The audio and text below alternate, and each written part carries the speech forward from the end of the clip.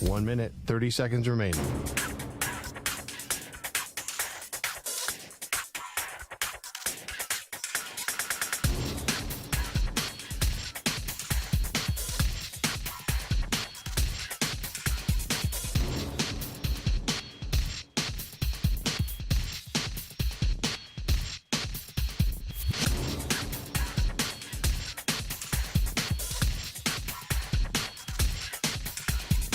One minute remaining.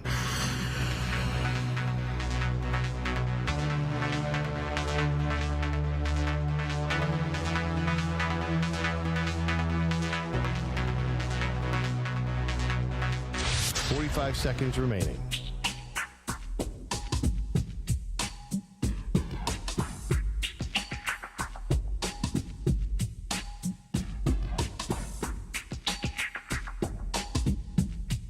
$30 seconds remaining.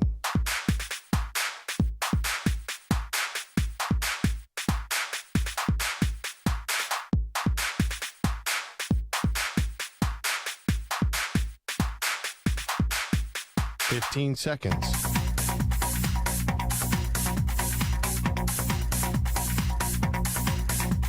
Break ends in 5 seconds.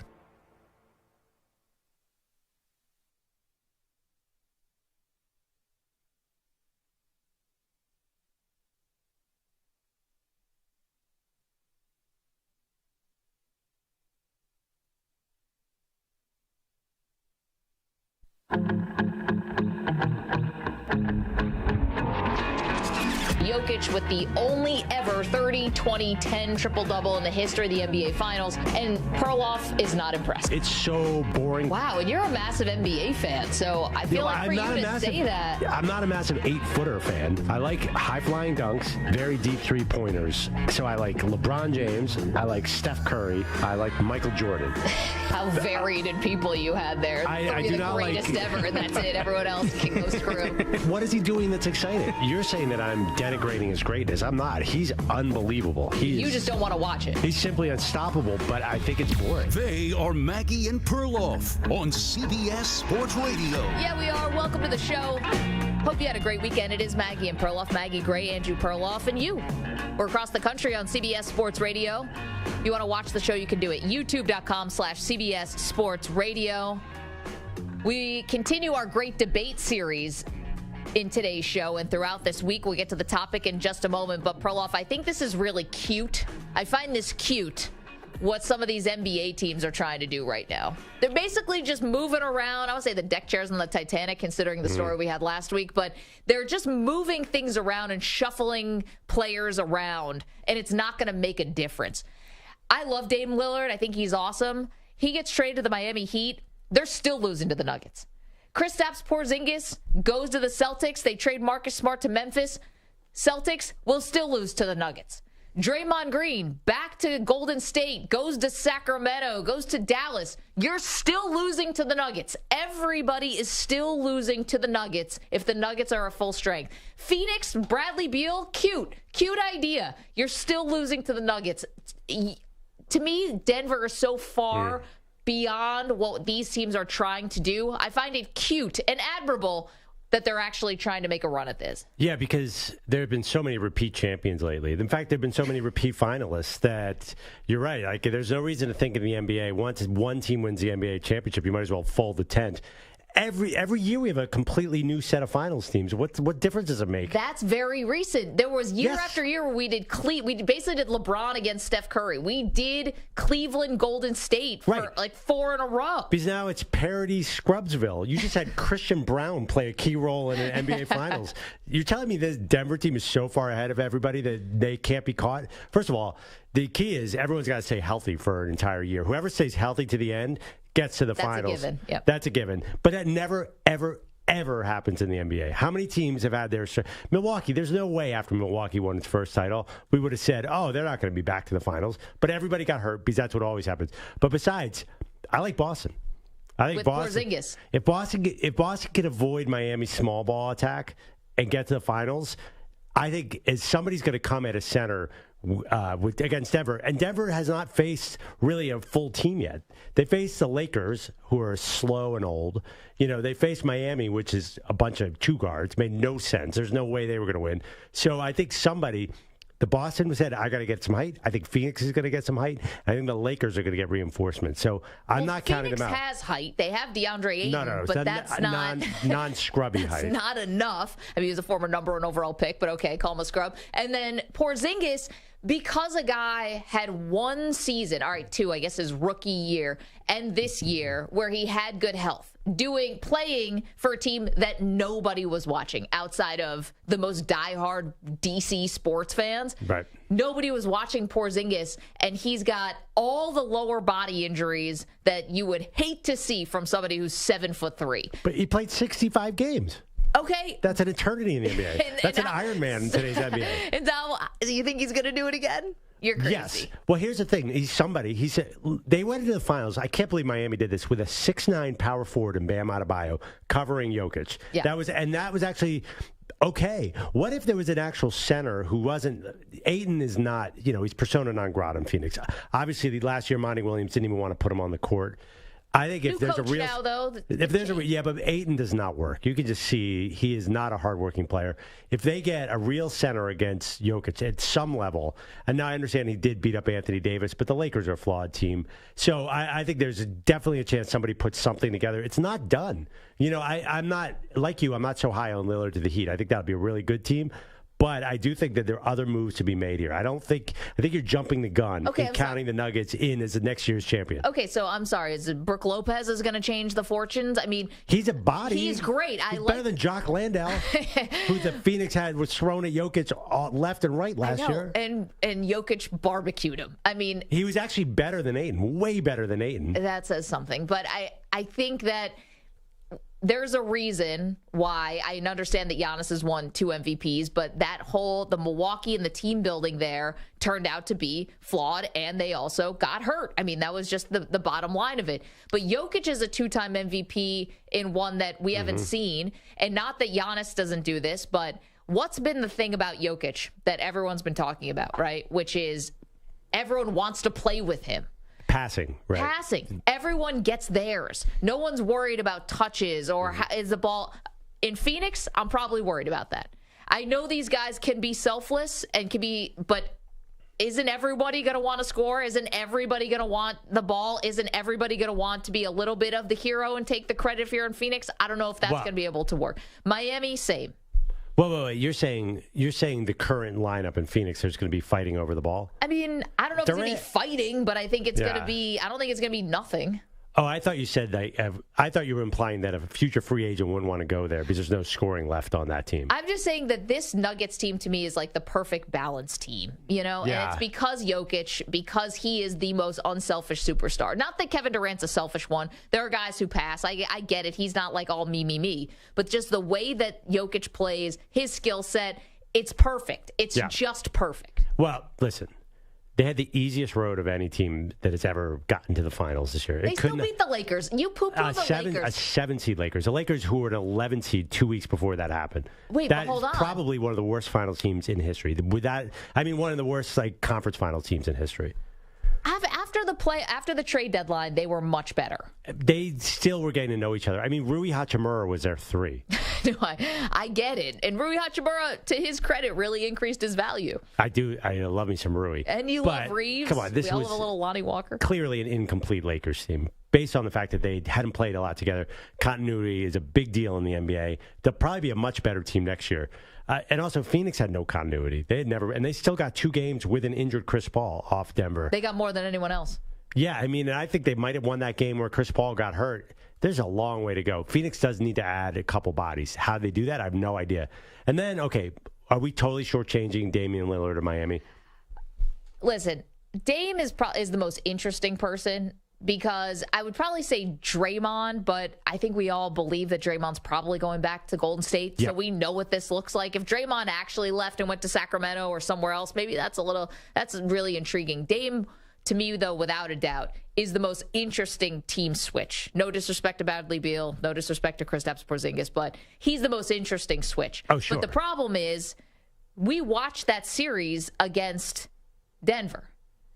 Did we really think it was like, oh, if this team just had Dame? Well, they did score 94 points a game in their losses. They were bad. They certainly could use them. To their credit, defensively, they held the Nuggets, like really made some of those games actual games. I think that was a function of how bad their offense was. I was thinking about Miami. They kept running out of 24-second clock, which was weird. Jimmy didn't want to shoot. Yeah, Jimmy doesn't like to shoot, so Dame will take that up. But look back in your mind in NBA history. Has any team ever traded for a short point guard and use that formula to win the title? Short point guards have won. Isaiah, Steph Curry. But you never sort of trade for the aging short point guard and win a title. You're the Knicks if you trade for the aging. Yes. So this will be a new formula. It's usually not how you bump up the champion. It's just not. I don't think that's the way to do it. But we all love Dame. Wait, before we move on real quick, any reason for Dame to stay in Portland? Can you make the case, Maggie? Is there a case to be made? No. There's not. And there probably hasn't been one in a while, but Dame's loyalty and the loyalty that the franchise was showing to him, like vice versa, all seem to work. But I think this makes more sense from the Portland standpoint. How much longer is Dame going to have this kind of value for whatever you may get back for him? Yeah, I totally agree. They're in limbo at best right now. Worst place to be is NBA limbo. Time to move on. Yeah, and I think also for Dame, like, not so subtle over the weekend. Yeah. I love how this was on the Instagram story. And by the way, where was he doing this Instagram live? It looked to me like he was in a club. Yeah, he was at a. I thought. He's in France at a club? I thought we weren't Instagram living at clubs anymore. Didn't Ja teach us anything? I mean, I don't think women were stripping in this club, but just overall. Oh, I didn't know. I didn't get that memo. I'm glad I know now because I spent so much time in clubs. We're not IGing from clubs. Perloff, this whole show is just set up just as an intervention for you to stop IG living from the club. Yeah, noted. Please okay. Stop. You're killing our Instagram feed. Can this memo be sent around so I know what I'm doing here? Yes, it's also you can't bet on the NBA. No. Yeah.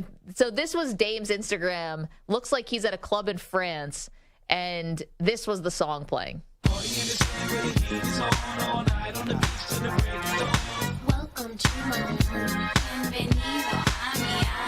All right, so still sneaky banger of a song. I know Will Smith's been through a lot lately, but this is a great song when you're alone in the car. You know? It's nice not having to look for a clean radio edit version. Because Will Smith doesn't curse. Right, Will Smith. Okay. Ironically, Will Smith thinks that's... He'll hit you, but he won't curse. Will Smith thinks that cursing would just be a bridge too far, but go slap somebody in the face of the Oscars, sure. I had to admit, I had to place... So you were talking about the song like it was something that... So that was like getting jiggy with it, Will Smith era, right? Yeah. Like, so he was still putting out those really crappy pop singles. They're not crappy. Getting jiggy with it is crappy. Dude, getting Wild jiggy Wild with it. West? Come on, all of it.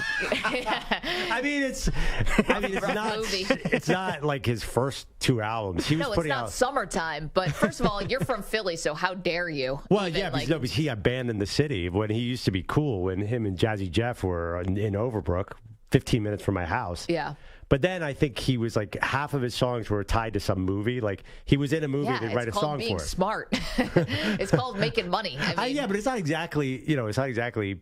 I don't know, musical or... Wait, Stu, I'm going to ask you to do this on the flyer, Mike. Can you find Getting Jiggy With It? Because I think Getting Jiggy With It now has like it's kind of cheesy now, but in the moment, it was a very fun song. Wasn't it? And Welcome to Miami was a great, next step.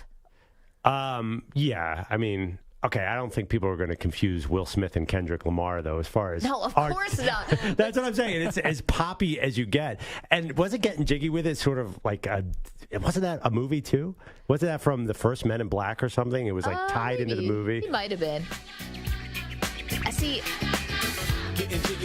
You got to take away the last 20 years when people have been poking fun at this. And when it came out, it was great. Because you were 9 years old. It doesn't matter. It's pop songs. I'm not looking for this deep, greater meaning. Will Smith, though, has always been sort of, I think, looked down on by both the hip-hop community and the music community in Yeah, some I know. sense. This is the show we did the day after the Oscars. Bit more of an actor than a musician. And he was great at it. But where were we? Miami, Dame Lillard, not subtle. No, that's an appropriate debate, by the way, right here. Remember what we were talking about. How did you get into You're like, why are we talking about this? I knew it made sense somehow. I really do think that Dame not being subtle. So his agent did come out, to his credit, and said this was just a coincidence. So that's the moment when Dame turned on the IG Live, is when they were playing Welcome to Miami in a club in France. I mean, the rest of the quote's even better. Damian's not disrespectful. He's not an instigator. I mean, he's drinking in a club, having fun. I thought it was hilarious. No, I mean, he's doing interviews being like, oh, yeah, Miami would be great. I love band. Brooklyn's even cooler. Like, Miles Bridges, he's my boy. Yeah. Mikal Bridges. Mikal But yeah, Bridges, and by the way, yes. I don't get the Nets fascination. Like, Miami and Brooklyn are not the same thing. I know he's friends with Mikal Bridges. These but guys, I don't think they care where they play. They just want to play with their boys. Is that what it's going on? Miami's about potentially winning. Brooklyn's about record deals. I think the music. I like That that. makes sense. But that would explain it. The great rappers of all time. I mean, we could probably do this debate, but a lot of them are from Brooklyn. Well, It's I like think. LeBron going to L.A. By the way, I've heard a lot of Dame's raps. If he was a little more getting jiggy with it, I think they could be a little poppier. Now you want to give him some I would tell him that to his face. Oh, boy. 855-212-4CBS. Quickly, let's go to the phones here. I don't want to waste any time. Jake's on the line from Portland, wants to talk about Dame Lillard. Hi, Jake. How are you? Hey, good. What's up, Maggie? What's up, Andrew? How you guys doing? Hey, I just want to say, y'all, I know he's West Coast. I know that you don't get a chance to see a lot of his games, probably. But y'all are crazy if you think that Dame going to Miami wouldn't make them an instant contender and favorite in the West. Wait, hold on. He just had his best year, 32, 6, and 5. Every second he's on the court, he is putting pressure on the defense. Every second you have to throw double, triple teams at him. Otherwise, he's just going to torch you. Now, by all accounts, the rumors that we're hearing, Miami would. I'm a Portland fan, by the way. It's going to hurt a lot to see him go. By all accounts, we're going to get peanuts for him. They're talking about first-round picks and Tyler Hero. It's going to make me cry, literally, when he leaves. I know, but Jake, they're going to get him for peanuts. I know, but this is the thing. Scoot Henderson is going to be your guy now, and I know that's. I agree. That's the whole thing. Neil Olshey ruined this team 4 years ago. Yes. Like, it's past the point. Dame's going to leave. We've accepted it. It hurts. It hurts bad. But I'm not saying that Dame's not a great player, though, Jake. I'm not saying that he's not a great player. I'm not saying he's not walking into the Hall of Fame. I do watch Trailblazers games. We love the Blazers. It's not East Coast bias, I promise you. This is Nuggets love I'm giving you. This is Nuggets love because I don't think anyone's beating them. I think they're the next dynasty. It's possible. That's possible. Like, I watch Joker play in person all the time. He's amazing. Yeah. But Dame on the Heat would be a terror. Because his biggest weakness his entire career has been defense. He needs tough defenders around him, and he needs three-point shooters around him. And Miami has that in spades. He's never had the deck stacked in his favor, ever. Yeah. And he's still a top 75 player. You put him next to Jimmy Buckets and all those shooters and all those defenders, and Miami is going to be legit, for real, Jake, for real. Can I ask you a question? So there was a report over the weekend that Dame had his house on the market. Now, was that actually to sell is that true? Have you heard that? And also, is it also true he's building a new house in Portland? Yeah, he built a new house. Okay, so the house on the market thing is not because he's leaving town. No. He just needed a bigger house. I mean, he might leave. Like, I think he probably will. Yeah. The word is that Sean Hyten reported that they're having a meeting today to discuss the future. I don't think anything will happen. I mean, I don't think he can be traded till July 8th because that's when his extension was ratified a couple years ago. Jake, thank you so much for the call. We love Portland. We're fans. I don't think anyone's beating Denver, but yeah, so he can't be traded, I don't think, until the 8th or the 9th, but they can agree to the trade before. Yeah, I'm not sure who he said broke it. Chris Haynes broke it right an hour ago that they're meeting with the team today. I heard earlier, somebody reported later this week, so it's all going to move fast for the end of the week, free agency. I don't get it. Why is it a long shot for them to trade him? Because I just don't get the Simons, Damian Lillard, Scoot Henderson. Logic, common sense says now trade him for exactly the point you brought up. You know, if not now, when? No, I just don't know if there's another team really pushing. Is Brooklyn really pushing? Brooklyn's got all the picks in the world. I mean, they've got everything because everyone kept wanting to leave. So they got all these picks for the Harden trade and for the KD trade and for Kyrie. So we both agree, though, from the Phoenix angle, now is the time. Make that move. For Phoenix or for Portland? I mean Portland, sorry. Yeah, for Portland, for sure. Yeah. I think so. I mean, here's the thing. Portland was supposed to have the 5th overall pick. Right? That's what the odds said. They end up getting 3 in what people perceive as being a 3-person draft. It's got to change a little of what you do, even if it's painful for Trailblazers fans like Jake. 855-212-4CBS, 855-212-4227. So we've got your thoughts on what's going on with all this player movement. To me, fine. Everyone can move around, but the Nuggets are still winning. Let us tell you about what we got going on this week. Should we do that now? Let's do that when we come back. Let's do it when we come back. Okay. I want to put it off as long as possible. Okay, so we got a tease there. Perloff's paying off a bet this week. And also our great sports debate series continues. We're going to fill you in on all the latest. What the theme is this week after last week's top 25 greatest athletes since 2000. This week we start over with a whole new topic. We'll do that for you in just a moment. Don't move. Want to say hi to the Weedos, the Purple Drinkers in the chat, youtube.com/CBS Sports Radio. We're back in moments. We'll reveal what's going on this week on the show. Don't move. You're in a 5-minute break.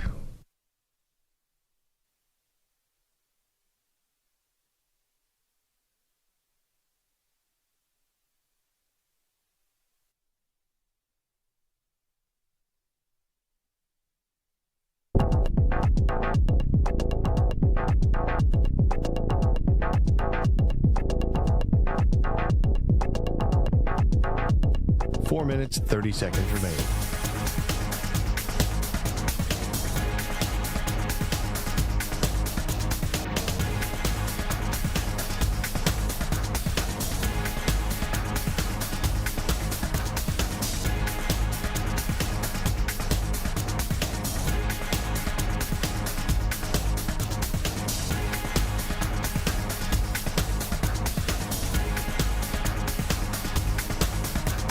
Four minutes remaining.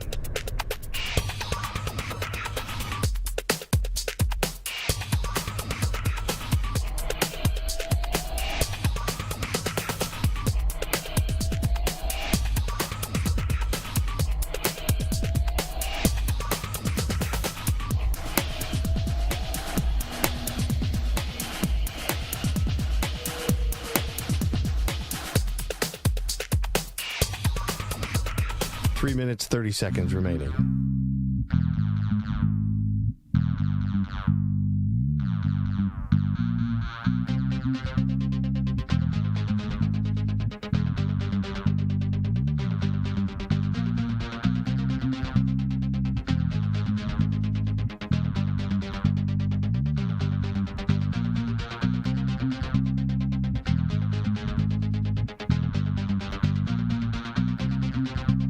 Three minutes remaining.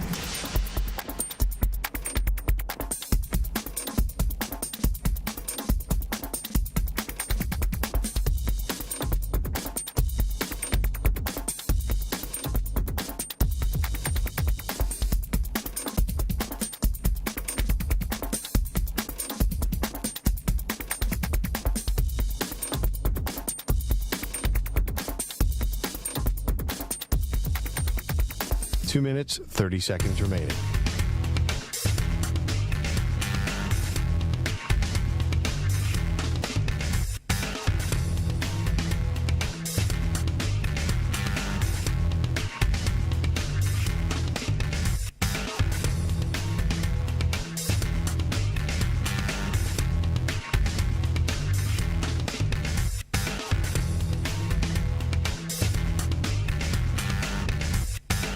Two minutes remaining.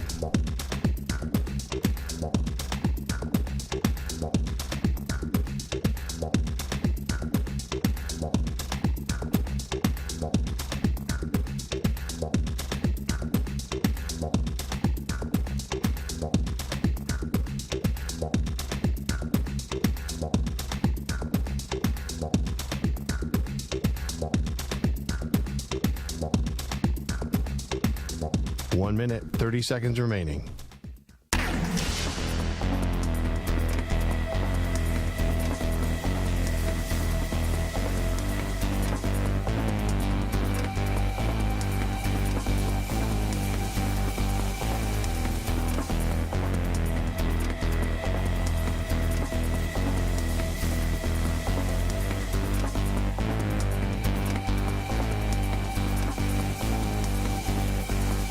One minute remaining.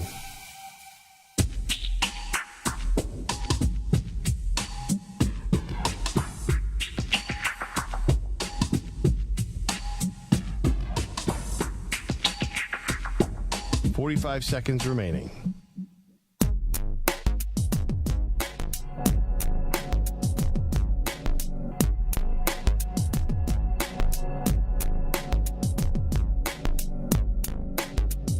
Thirty seconds remaining.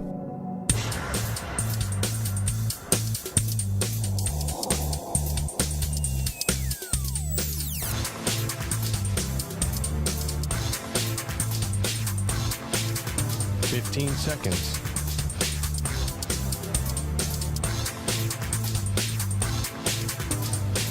Break ends in 5 seconds.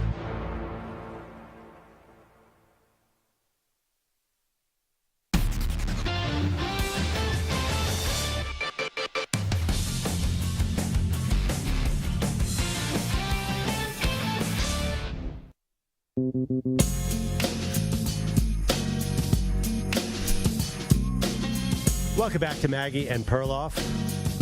It is time to reignite our great sports debates. Last week we did top 25 athletes since 2000. A lot of controversy. Yeah, I heard on Friday I couldn't be here, unfortunately, at a family thing, but Yeah. LeBron over Brady really got people up in arms. Yeah, I mean, I think Brady probably would have won a poll. I don't know if we did a poll, but listen, it's LeBron. It's not like we put Paul George at number one, like Brandon Miller would have done. Yeah, the GOAT, the real GOAT. And this week, by the way, we could do our Will Smith rap songs from the late 90s any good? Because that was a heated debate. We were really getting into getting jiggy with a critical review. But this week we're doing best sports movies. Yep. This is near and dear to both our hearts. But let's explain to people how we're doing it. So we're not doing a top 25 list. We're not going to do that. It's too much and too many. And so what we decided to do, and Perloff and I worked together on that top 25 list. Now for this week, we're going to spread it. We're going to break apart again. And what we decided to do is that each day we're going to do a different sport. So best sports movies. Today we're going to do baseball. Because baseball could just be its own category. We could do like a top 50. Yeah, I think baseball is arguably the best kind of sports movie. It feels like it's maybe the most boring sport, but the most exciting sport movie. There's no sport that is more romanticized than baseball. Yeah, I mean, to this day. There's one that's close that we're doing tomorrow. I'll just say boxing is tomorrow. Boxing is tomorrow. Filmmakers always, since going way back, have been obsessed with baseball and boxing, and I think it's harder to capture some of the other sports in film. So today is baseball. Should we just say the rest of the week, too? Yeah, go ahead. Okay, so today we're doing baseball. Tuesday is going to be boxing. Mm-hmm. Wednesday is going to be football. Mm-hmm. Thursday is NBA. No, basketball. Excuse me, basketball, not NBA. Basketball. If it was NBA, that'd be rough. Basketball. And Friday, we have not come up with the perfect name for this yet, but everything else. Our other. Yeah, by the way, basketball, you're right. If we did just NBA, we'd have to look at Celtic Pride, That'd be awful. Space Jam 1 and LeBron's Space Jam, although I don't know anybody who's ever seen that movie, but I know you love LeBron. Yeah, Space Jam is definitely, people have seen the LeBron version? I have. It's not very good. Oh, okay. The that was going to be an impossible remake. Yeah, the first one is a classic. When Sean Bradley loses his basketball skills, I'm there for that. That's what he took away from that movie. You couldn't even tell. Yeah. It was Muggsy, the cast Muggsy Bogues and Sean Bradley, that actually is going to be on my top 5. But today's about baseball. Yep. Okay, so today is about baseball, our great debate series, best sports movies. Let's go.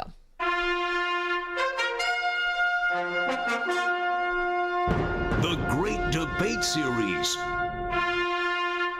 Best Sports Movies. All right. Best sports movies, and today, just for baseball. Again, I don't know how many times I got to say this. Just for baseball.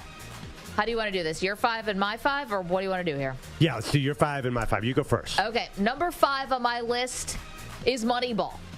Out in 2011. How about this for Moneyball? 6 Oscar nominations in Moneyball. They didn't win any, but they got nominated for Best Picture, Best Actor in a Leading Role, Brad Pitt, Best Supporting Actor, Jonah Hill.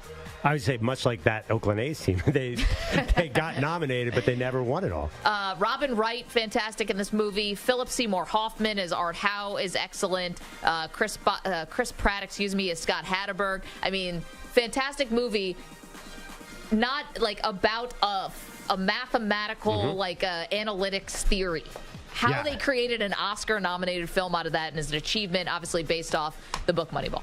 Yeah, I mean, also it has a twin movie in The Big Short, which was another Michael Lewis book. Yeah. It's something that you would never think they would make a movie out of, right? It's like, here's this theory about baseball. Let's make a movie out of it, which is ingenious. Okay, number 4 on my list. This is a little bit more mainstream. I put Bull Durham. Of course, Kevin Costner, who is like the grandfather of all amazing baseball movies, with Susan Sarandon is amazing. Tim Robbins, incredible. My man Robert Wool in this movie, just fantastic. Never got nominated for, one Oscar it did get nominated for, but did not win. It's an all-time classic. I don't need to build off of that. Oh, wait, I messed this up. I missed one. I'll just switch them around.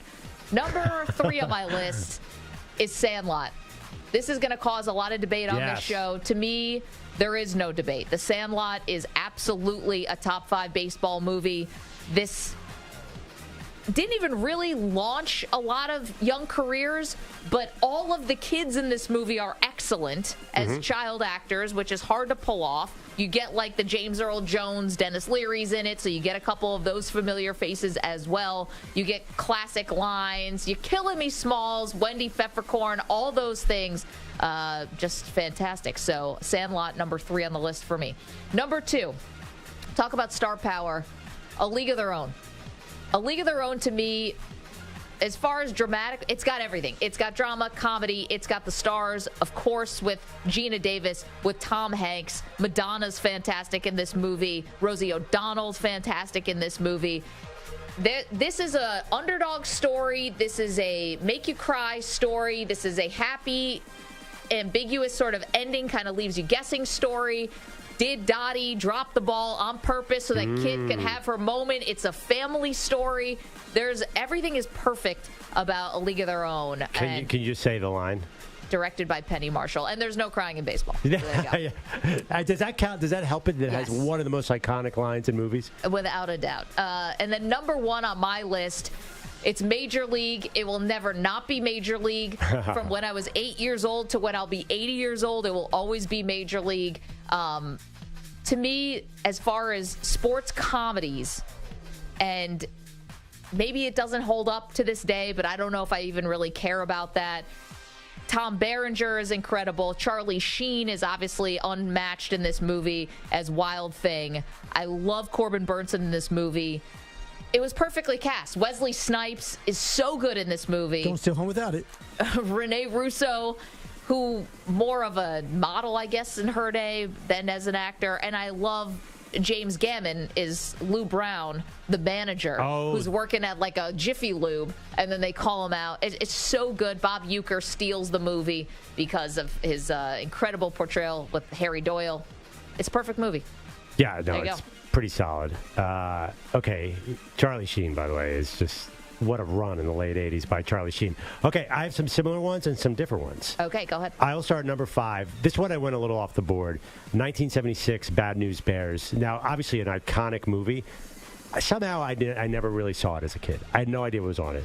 Then, in the mid-2000s, early 2000s, I was doing this Yogi in a movie series I've talked about many times, Yogi Berra, where I was producing and writing scripts for Yogi Berra to introduce these movies. So I put on Bad News Bears. I swear to God, this was the raunchiest kid movie I've ever seen. It was 1976, and Walter Matthau is this sort of curmudgeonly coach who's drinking beer in front of the kids, having kids running, getting beers, and he has heaters, and he's unbelievable. It is so... The star, Kelly Leak, who was played by Jackie Earle Haley, went on to become a star in other things. He's riding a mini Harley Davidson. It is so un-PC. Just for that, I give it credit. But also, too, it is arguably as iconic as any of these movies. Definitely. It really sort of defined a genre in a way. And do you know what? On Rotten Tomatoes, it got a 97% from the critics' ratings. Critics love this movie because I think of the fine actors in it. Tatum O'Neal was the little girl with her curveball was breaking 2 feet. I love this movie. But I got to admit, I barely snuck on to my list because I like a lot of the movies you said. I don't like Sandlot, which you can call us if you want, 855-212-4CBS. I do not like Sandlot. I really do like A League of Their Own and Just Missed a Cut. Number 4 for me is Major League. You talked about it. Yep. Yeah, I mean, listen.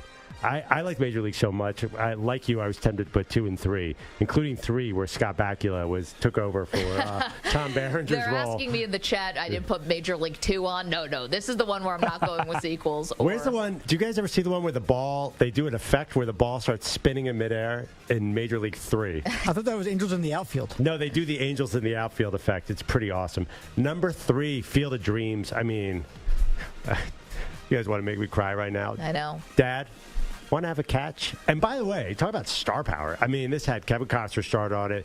James Earl Jones was awesome. Ray Liotta had not hit at all yet.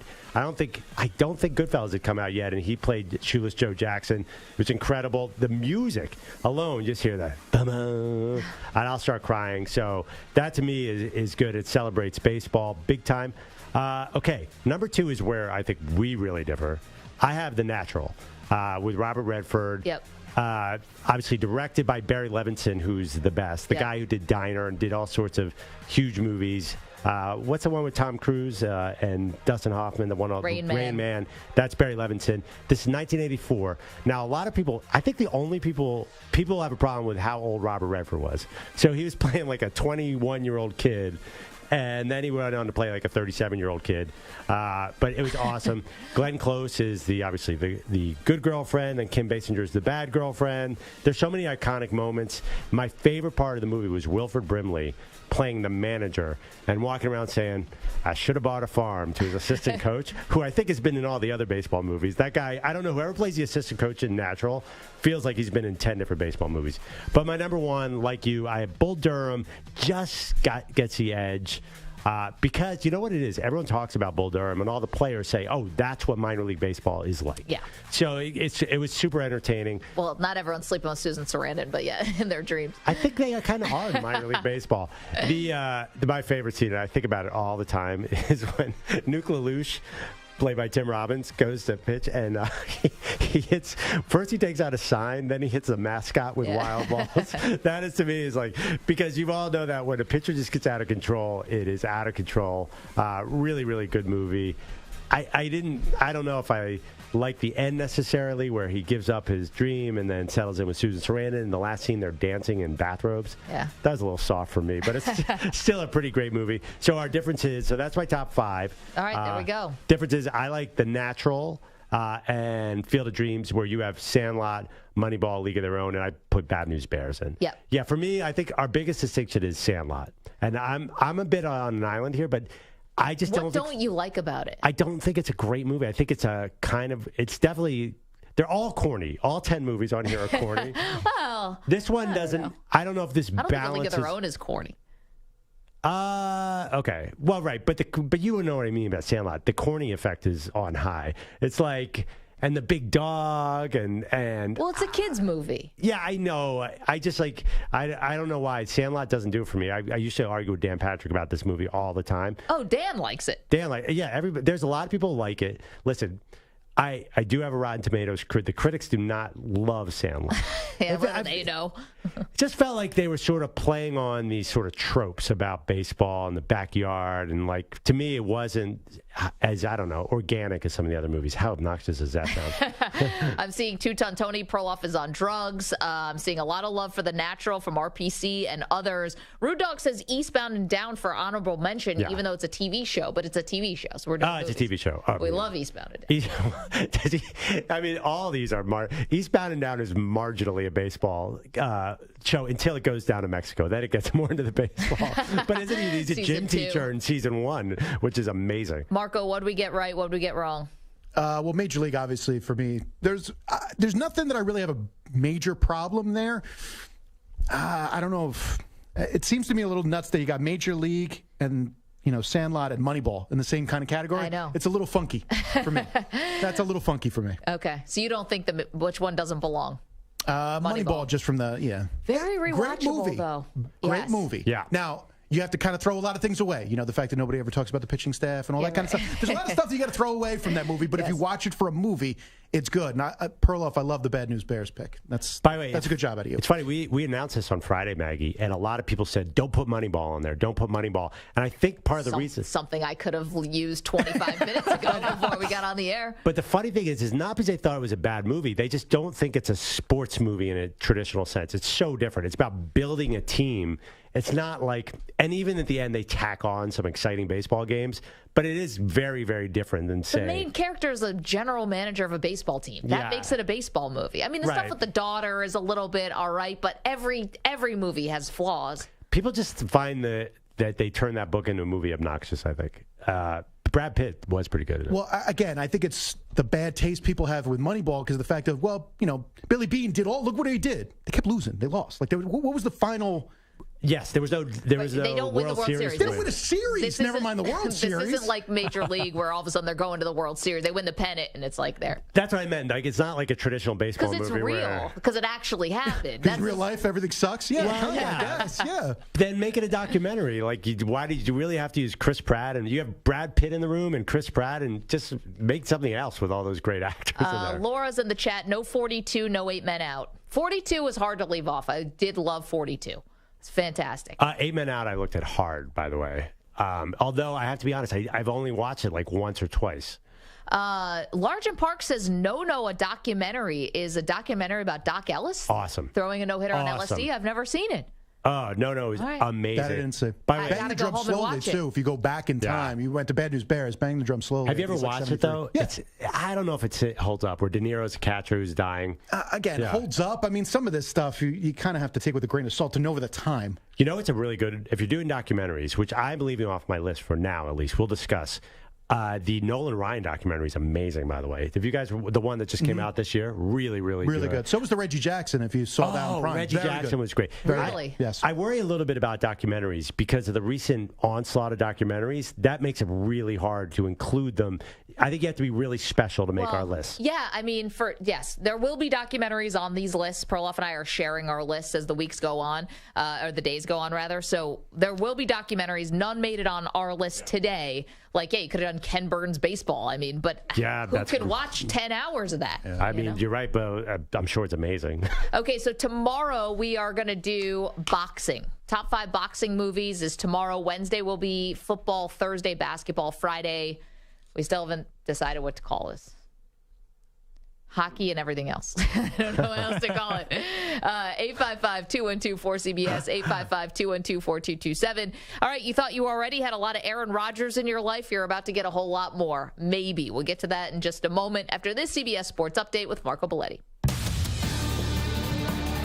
CBS Sports Radio. Sports Flash. All right, guys, this report is sponsored by Progressive Insurance. Save when you bundle motorcycle, RV, and boat insurance. Visit Progressive.com. Still a few more days before the NBA free agency gets going, but teams still trying to get settled. Hawks reportedly working on a deal with the Jazz that would land John Collins in Utah in exchange for Rudy Gay and a future second-rounder. Collins owed $78 million over the next 3 years, but the trade can't become official until July 6th. Dennis Rodman was taken aback when he heard Gilbert Arenas said Larry Bird would beat LeBron James one-on-one. This all a guest on Vlad TV. Well, Rodman not only disagreed, he said he'd take Nikola Jokic over Bird. I'm saying I think he's better than Larry Bird. I mean, in this day and age, yeah. But I'm saying I can see an argument for that, absolutely. No, I'm saying he can shoot that three like, my God. So, wow. Compare him to Larry Bird. I think people pick him. That also courtesy of Vlad TV. Not often a number one pick enters the league with as much hype and fanfare as Victor Wembanyama, but the 7'5 Frenchman has embraced the talk, and now he's trying to show his new home how serious he is. He will not play in the FIBA World Championships for France this year, despite initially planning to do so. 19-year-old is also expected to play, at least in part, in the Summer League. I'm Marco Belletti. Jim Rome here. Coming up Tuesday in the Jungle, we move one day closer to Smack Off 29. See you Tuesday, 12 noon Eastern, 9 Pacific.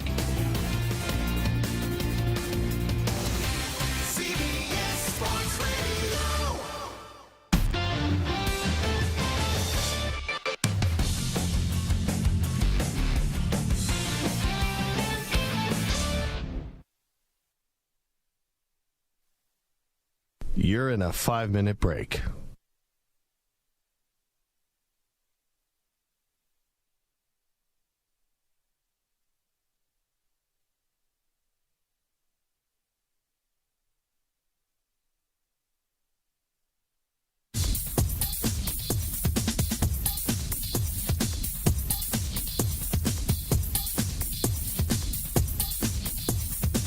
Four minutes, 30 seconds remaining.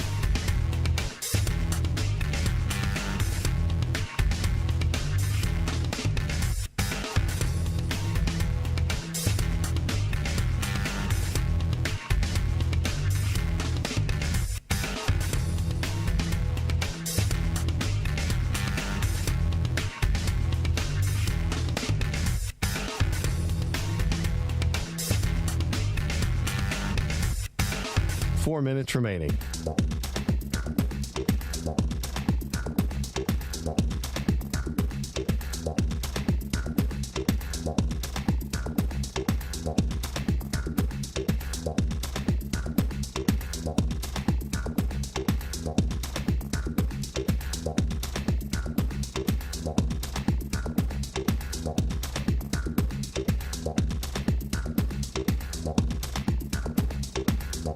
Three minutes, 30 seconds remaining.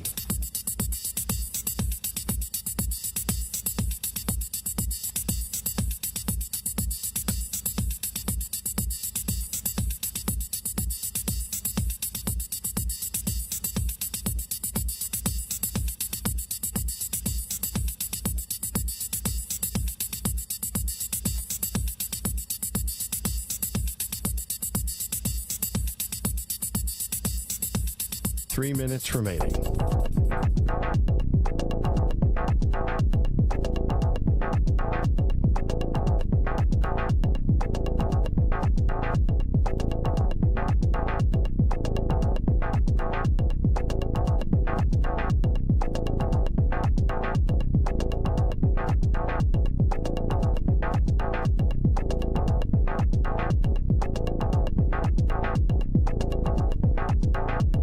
Two minutes, 30 seconds remaining.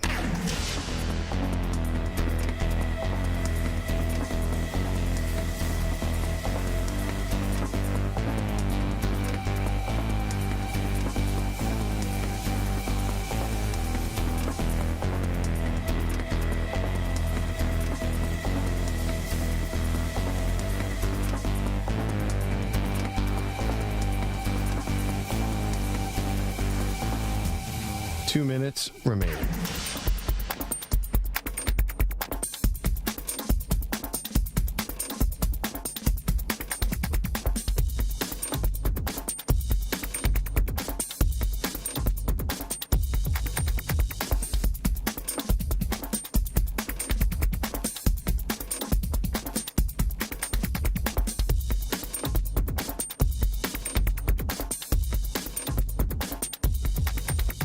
One minute, 30 seconds remaining.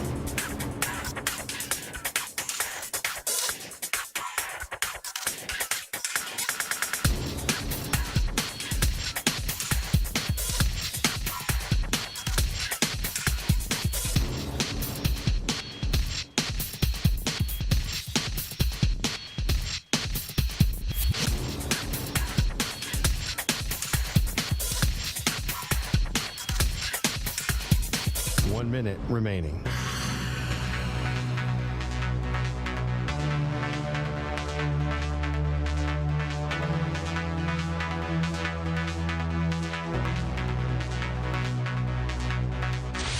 Five seconds remaining.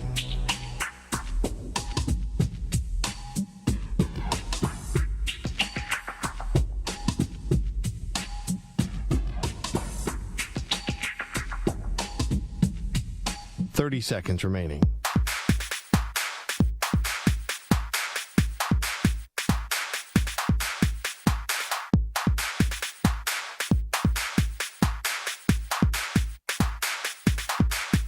Fifteen seconds.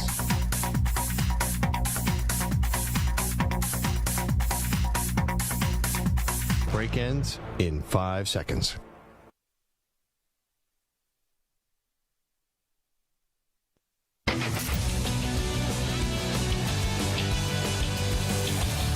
Time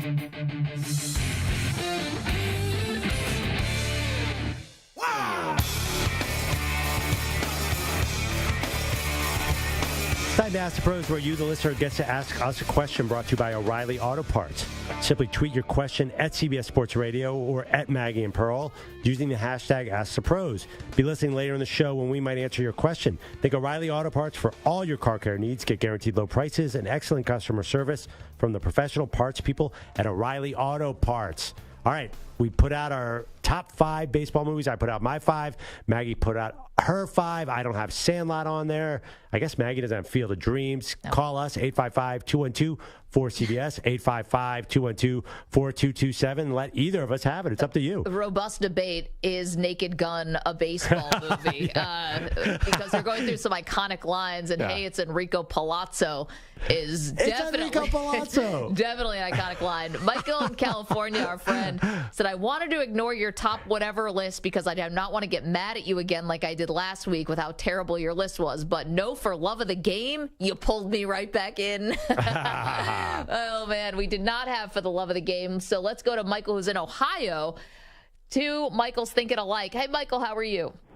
Yeah, Michael in California took my line. I couldn't believe you guys didn't have For the Love of the Game on your list.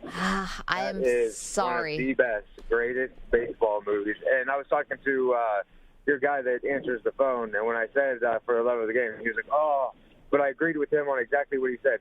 It's hard seeing John C. Reilly as a catcher in that movie. He's such a good actor, though. It's just he's such a good actor, but I think of Step Brothers every time I watch it since then, and it's like, oh my gosh, like it's hard picturing him, seeing him being a catcher in a serious role like that. But that's by far my favorite baseball Michael, movie. for me, you know what my problem with For Love of the Game is? It feels like a little bit like Draft Day. It's like the baseball draft day with Kevin Costner. So, and I mean that as a negative.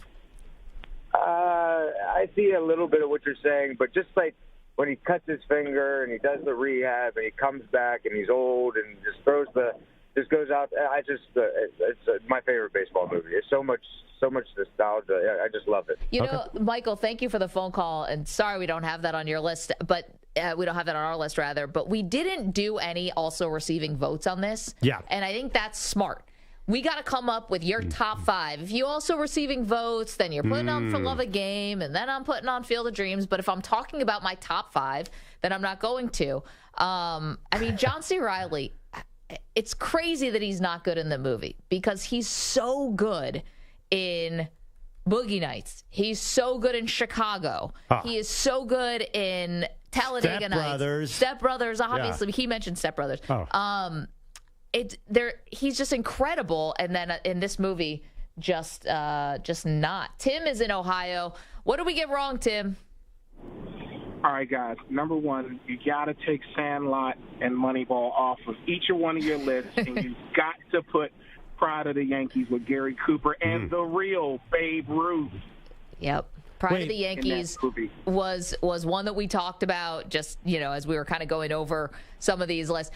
I've actually never seen it all the way through. You know what? That's my problem with Pride of the Yankees, Tim. So that's on me. Like I have to own this. Great movie. Tim, have you seen it all the way through? Because everybody's seen part of it, but have you actually sat down and watched the whole movie? Just want to make sure. A number of times, Perloff. Like I could tell you that movie through and through. Okay.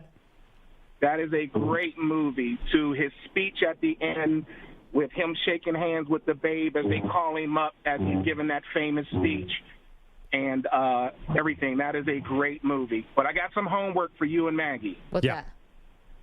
There is a movie, I don't know if you guys have ever seen, called Bingo Long and the Traveling All-Stars. Oh, yeah. It's all in the chat. Everyone in our youtube.com/CBS Sports Radio, they can't stop talking about this.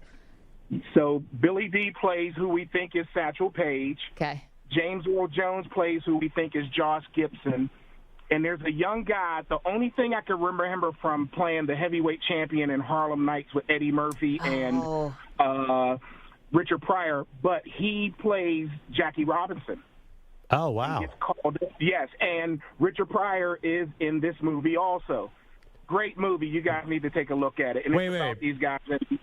But if you're going to do Richard Pryor baseball movies, and Brewster's Millions has got to be on this list, which I know you don't know. I know Brewster's Millions. Yeah, remember Brewster's Millions? We haven't even considered that. Thank you, Tim. 30 million in 30 days to get 300.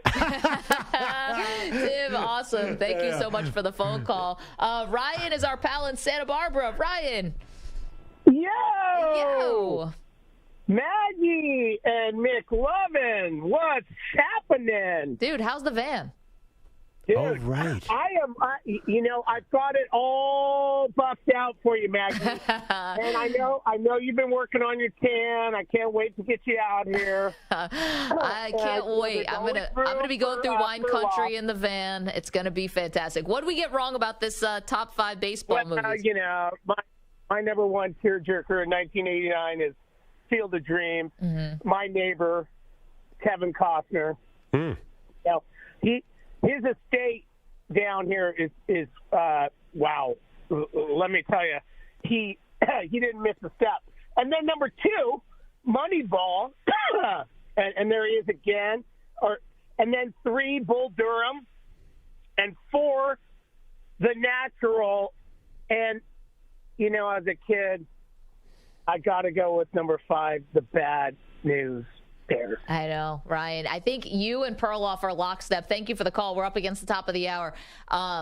You and Perloff are lockstep about Bad News Bears. I have watched it. Yeah. I fell asleep because sometimes. Yeah, I know. I never saw it as a kid, so I watched it as like a 35-year-old. But did you think it was interesting? Like, it's not like any kids' movies that come out today. No, it's great. And Walter Matthau is... Oh, he's perfect as the grumpy coach. 855-212-4CBS, 855-212-4227. Coming up, which college quarterback was shining at the Manning Passing Academy? Will he be the breakout star?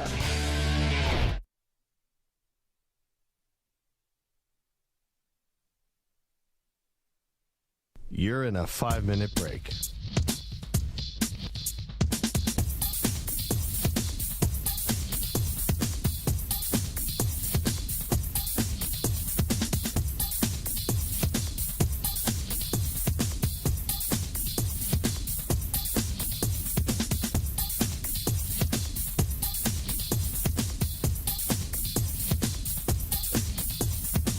Four minutes, 30 seconds remaining.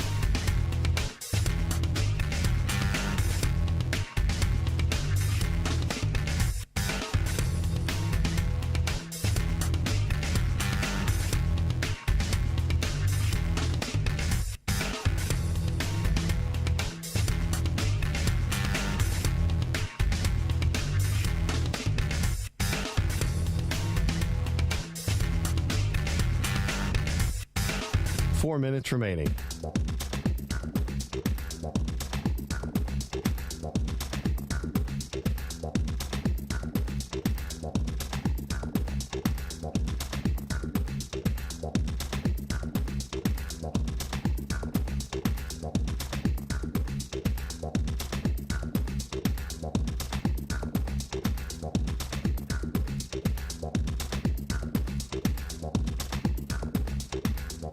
Three minutes, 30 seconds remaining.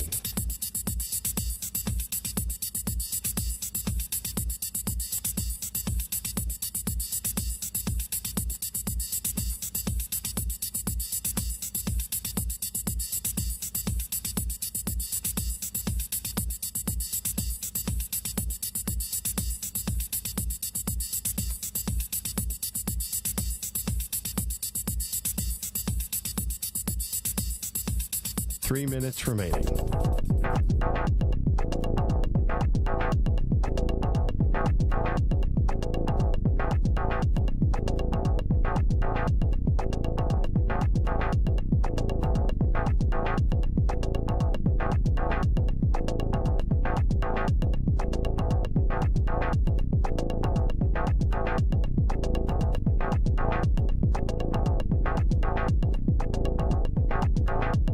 Two minutes, 30 seconds remaining.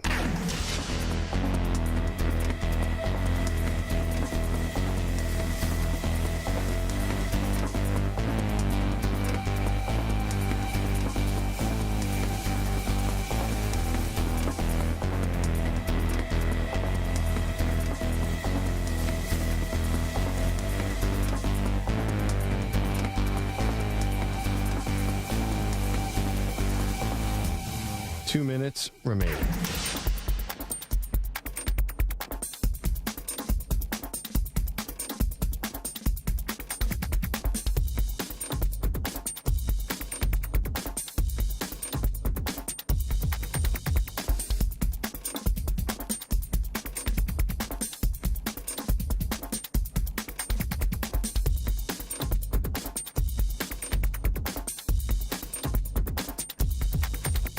One minute, 30 seconds remaining.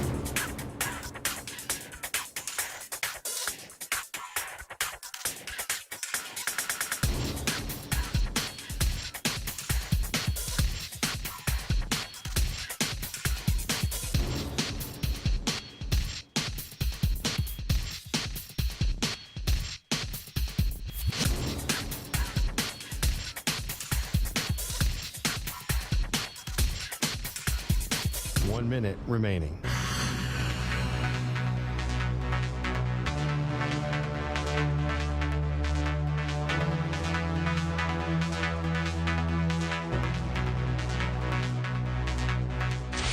Five seconds remaining.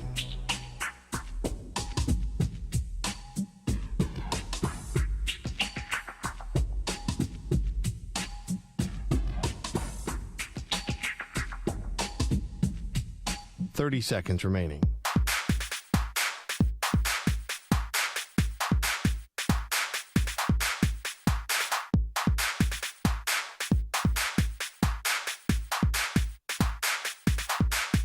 Fifteen seconds.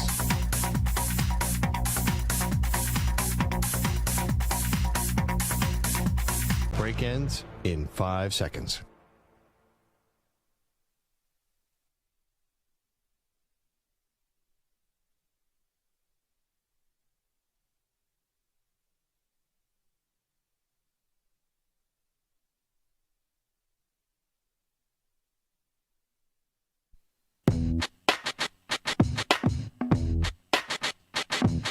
Does anybody have the financial security that they can do the right thing in that case? Because it's not the wrong thing to keep the ball. That's what most of us would do. Am I being totally doing the weak right here? thing is like, going to a soup kitchen or donating to charity. Giving a souvenir to a soon-to-be multimillionaire is not the right thing. I don't know if it's necessarily the right thing to do to give it back, because if I'm in your shoes, I might keep it. I wouldn't feel good about it. I don't know. 13-year-old Mike Santa is absolutely giving that ball to Derek Jeter or whoever. 40-whatever-year-old Santa. There's You got a bills to mortgage, pay, you have responsibilities, you've got kids. Then what are you doing at a Reds game on a Wednesday night? You got all these responsibilities and all these bills to pay. They are Maggie and Perloff on CBS Sports Radio. Welcome to the show. Maggie Gray, Andrew Perloff, hanging out on this Monday. Hope you had a great weekend. We'll get back to our great debate series. Today we did the top 5 best baseball movies of all time. Tomorrow we're doing boxing. Wednesday is football. Thursday is basketball. Friday is everything else that we didn't have a category for, that we still haven't named.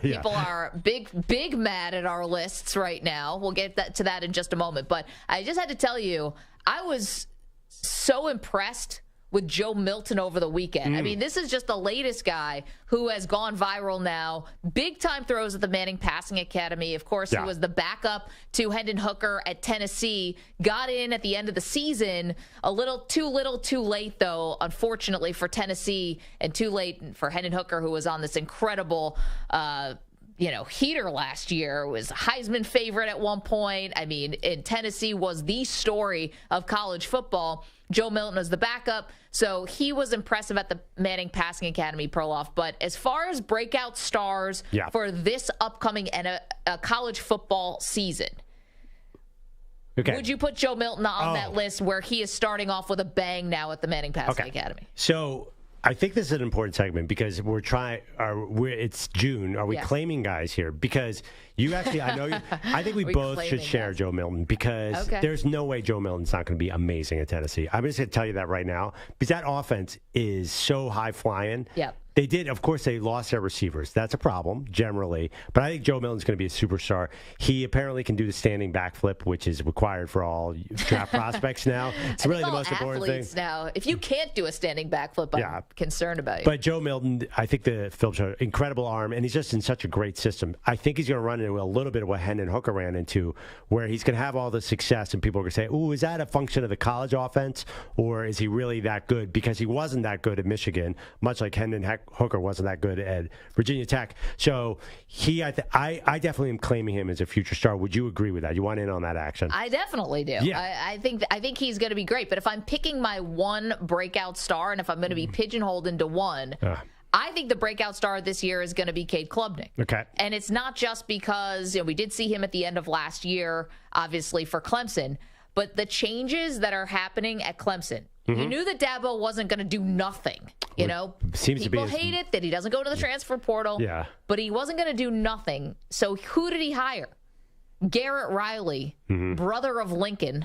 Sounds biblical. Brother of Lincoln Riley, offensive coordinator at TCU last year. Nobody saw TCU coming. And obviously Sonny Dykes gets a lot of credit for that, as he should. Garrett Riley now at Clemson. I did another thing. Taking a look at Clemson's schedule this year. Right. Looking pretty favorable for the Tigers.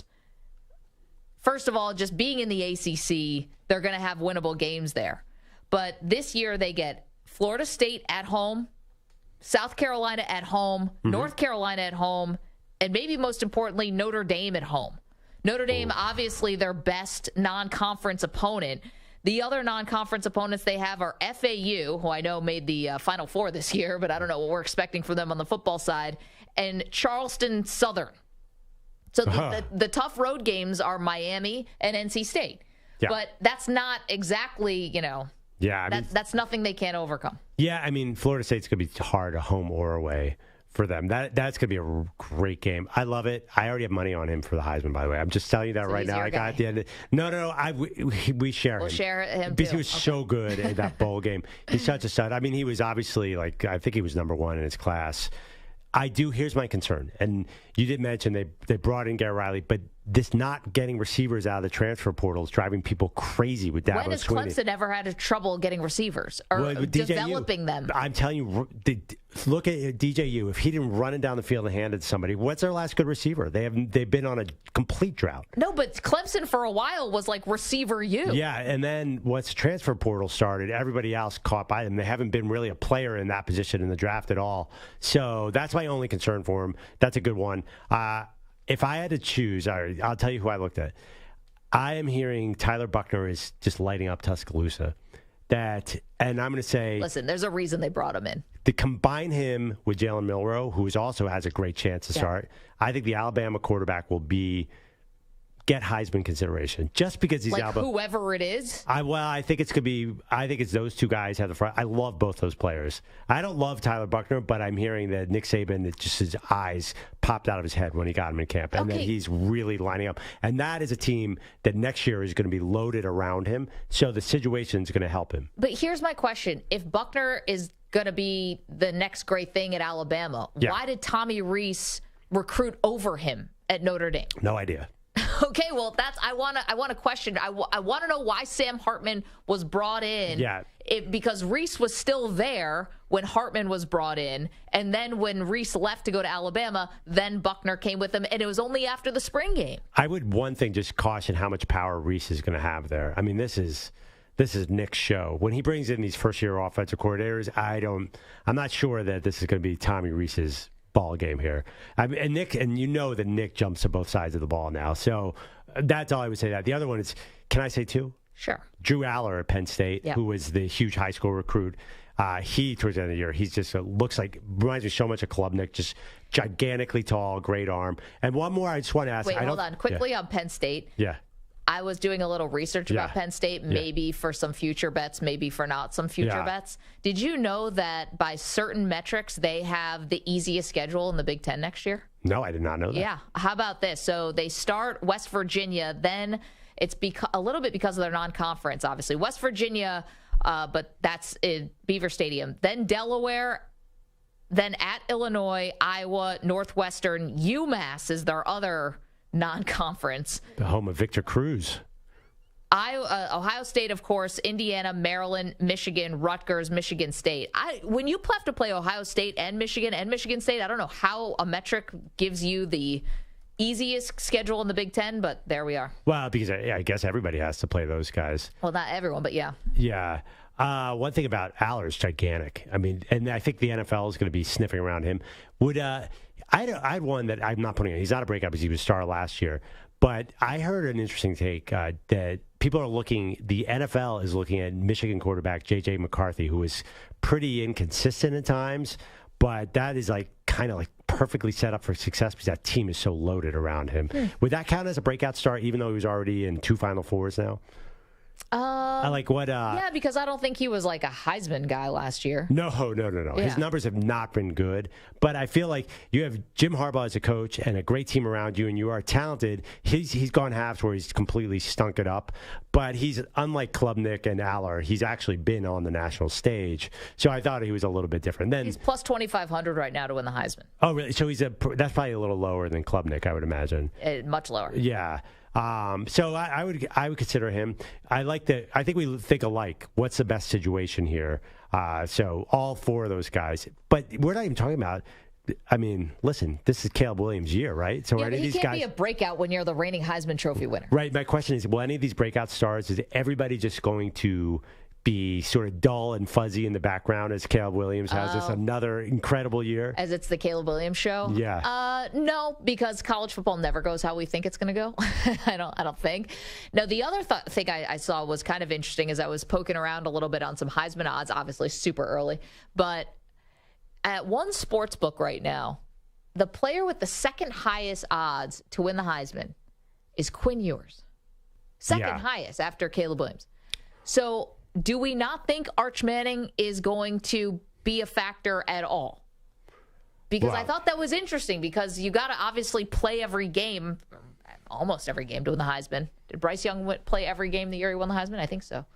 Well, I mean, you have Steve Sarkisian. Ewers is arguably, best thrower to come in the sport in 10 years. No, Ewers is fantastic. I'm surprised he's that high when you've got Arch behind you. Yeah, I'm actually a little different than you. I think it's Ewers' job to lose, and it's a nice little it's a flyer. Nobody throws a 30-yard out like Quinn Ewers. He's a much more natural thrower than anybody, even than Arch. Arch is going to be really good, but Ewers was just had that it on his passes. Now there's so much more to play in college football, but I like that. But what is he? Isn't he usually 5th in odds?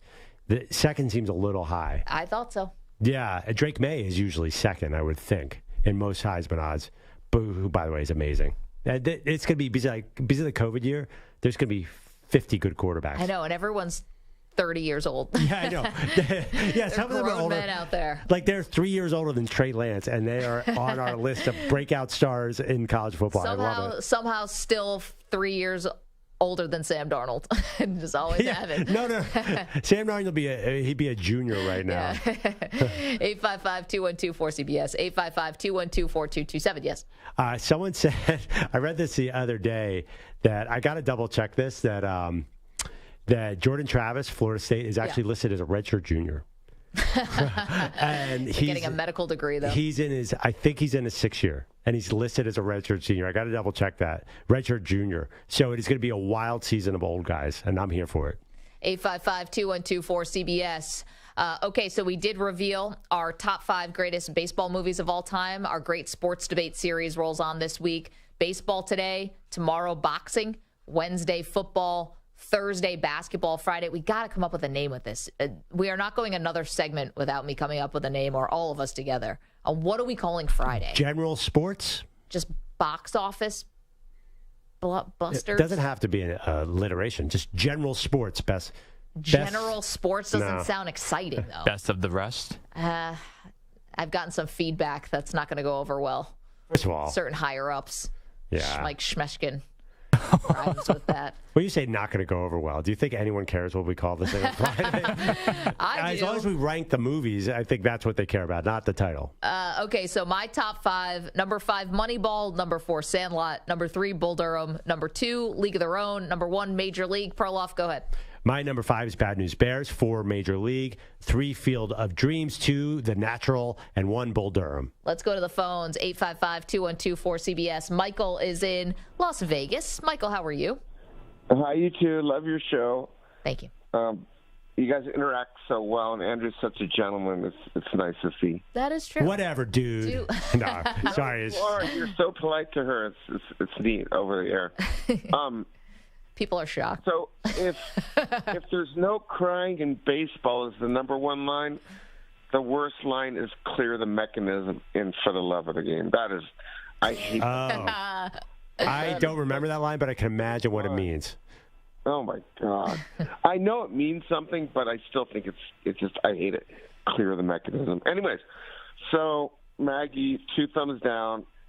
I love that you got Bad News Bears because that's what it used to be like. I mean, the coach would bring a bag of balls and a bag of bats, and then we were just out there messing around and hitting around. I mean, we had no supervision. Nowadays, it's probably like, like going to, the Army or something with all the, and these guys have their bats and their gloves. And no. Right? Nowadays, everyone has their own bag with their name on it. Yeah. 4 bats with 4 different weights. Yeah.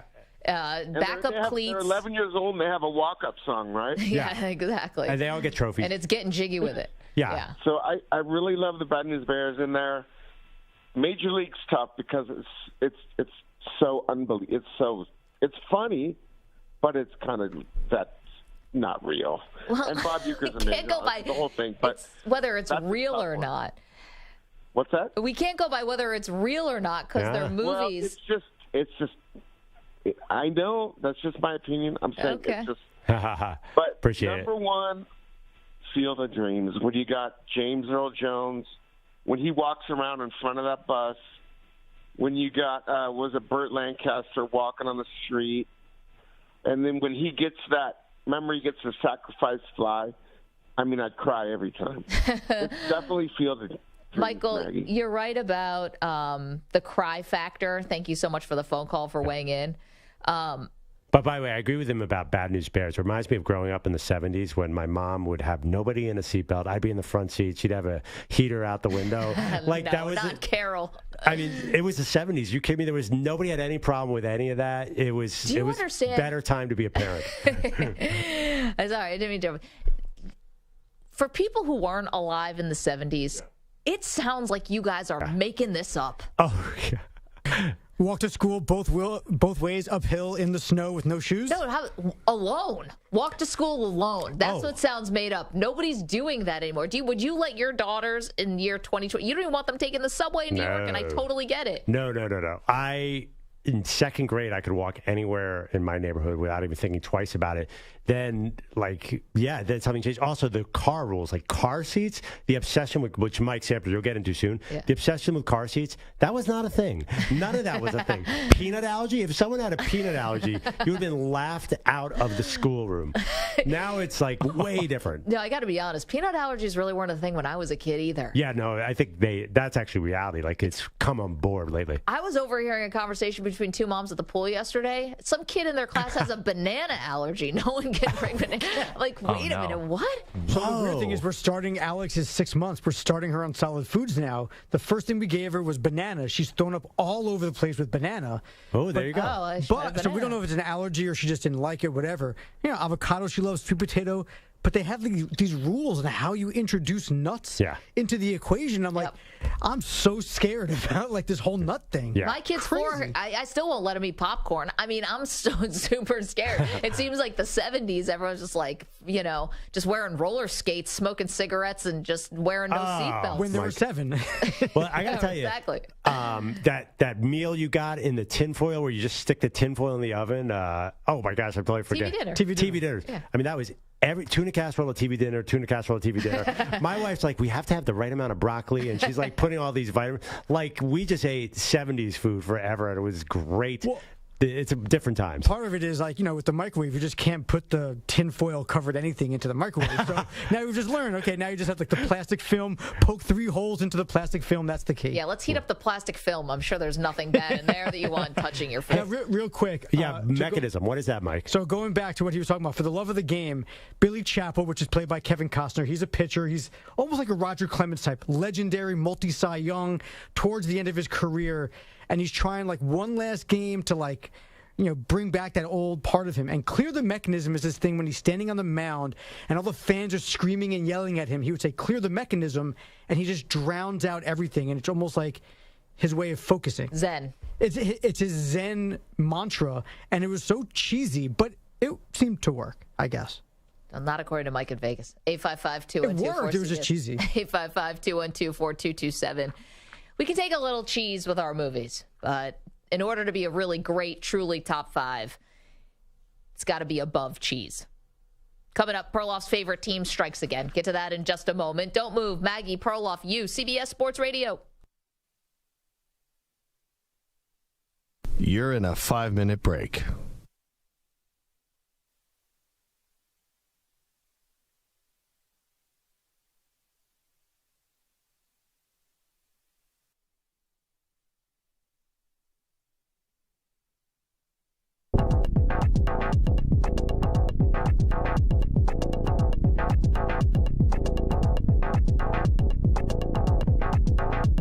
Four minutes, 30 seconds remaining.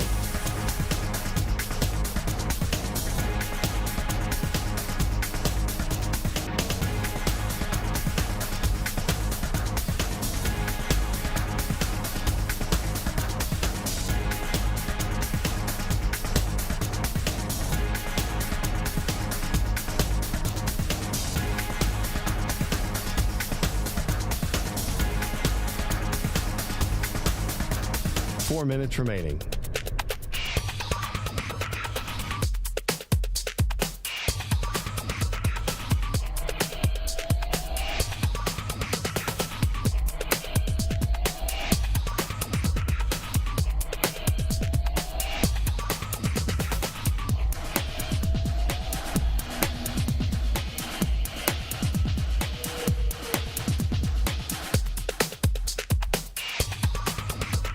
Three minutes, 30 seconds remaining.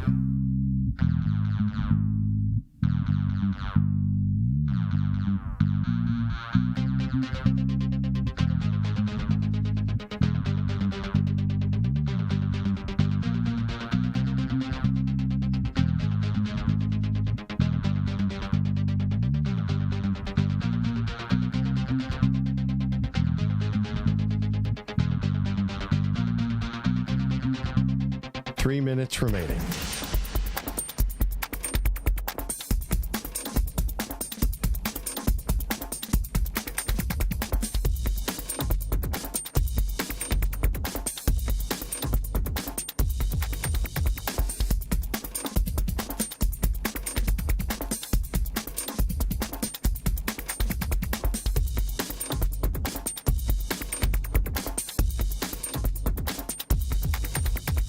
Two minutes, 30 seconds remaining.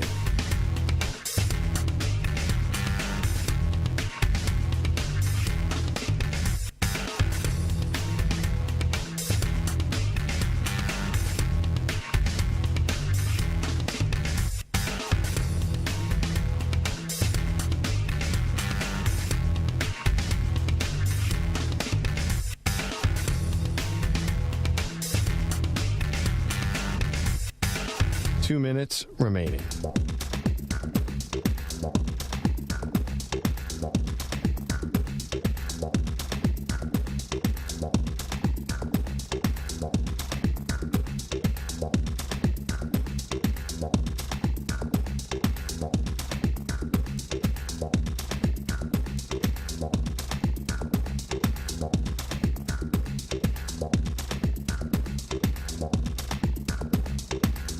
One minute, 30 seconds remaining.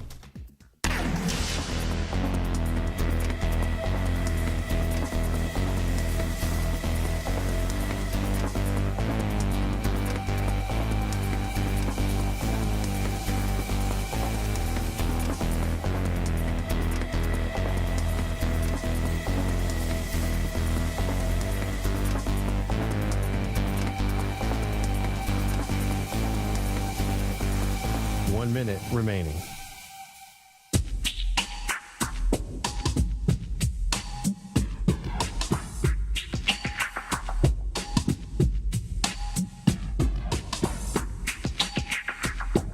"45 seconds remaining.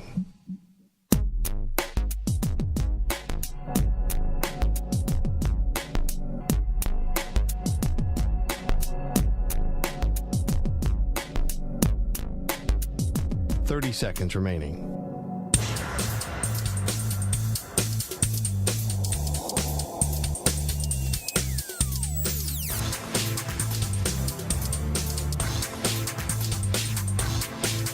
"15 seconds.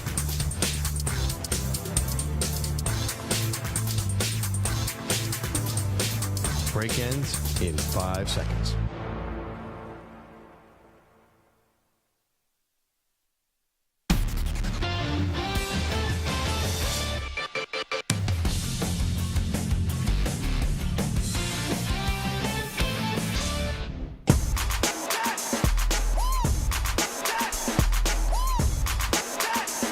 Welcome back to the Great Sports Debates on Maggie and Perloff Show. I feel good about day one of the Great Sports Debates, best movies in each sport. So today we're doing baseball, and I'm getting good feedback on mine. People are telling me I left off Sandlot, but I'll just read them. I'll read them again. My top 5: Bad News Bears, Major League, Field of Dreams, The Natural, and Bull Durham. And Maggie, yours is? Moneyball 5, Sandlot 4, 3 Bull Durham, 2 League of Their Own, 1 Major League. You get any hard time out there in the social medias? A little, because I don't have Field of Dreams on my list. But you want to know why you feel good about this? Why? Is because we're coming off of ranking the top 25 athletes since 2000, and people had major issues with that list. No Shaq. I don't think that's... yes. No Trout. Yeah. No Pujols. Yeah. We really ticked some people off. We we put LeBron first over Tom Brady, which is very obvious in my mind. This is a more subjective, like, personal taste kind of thing.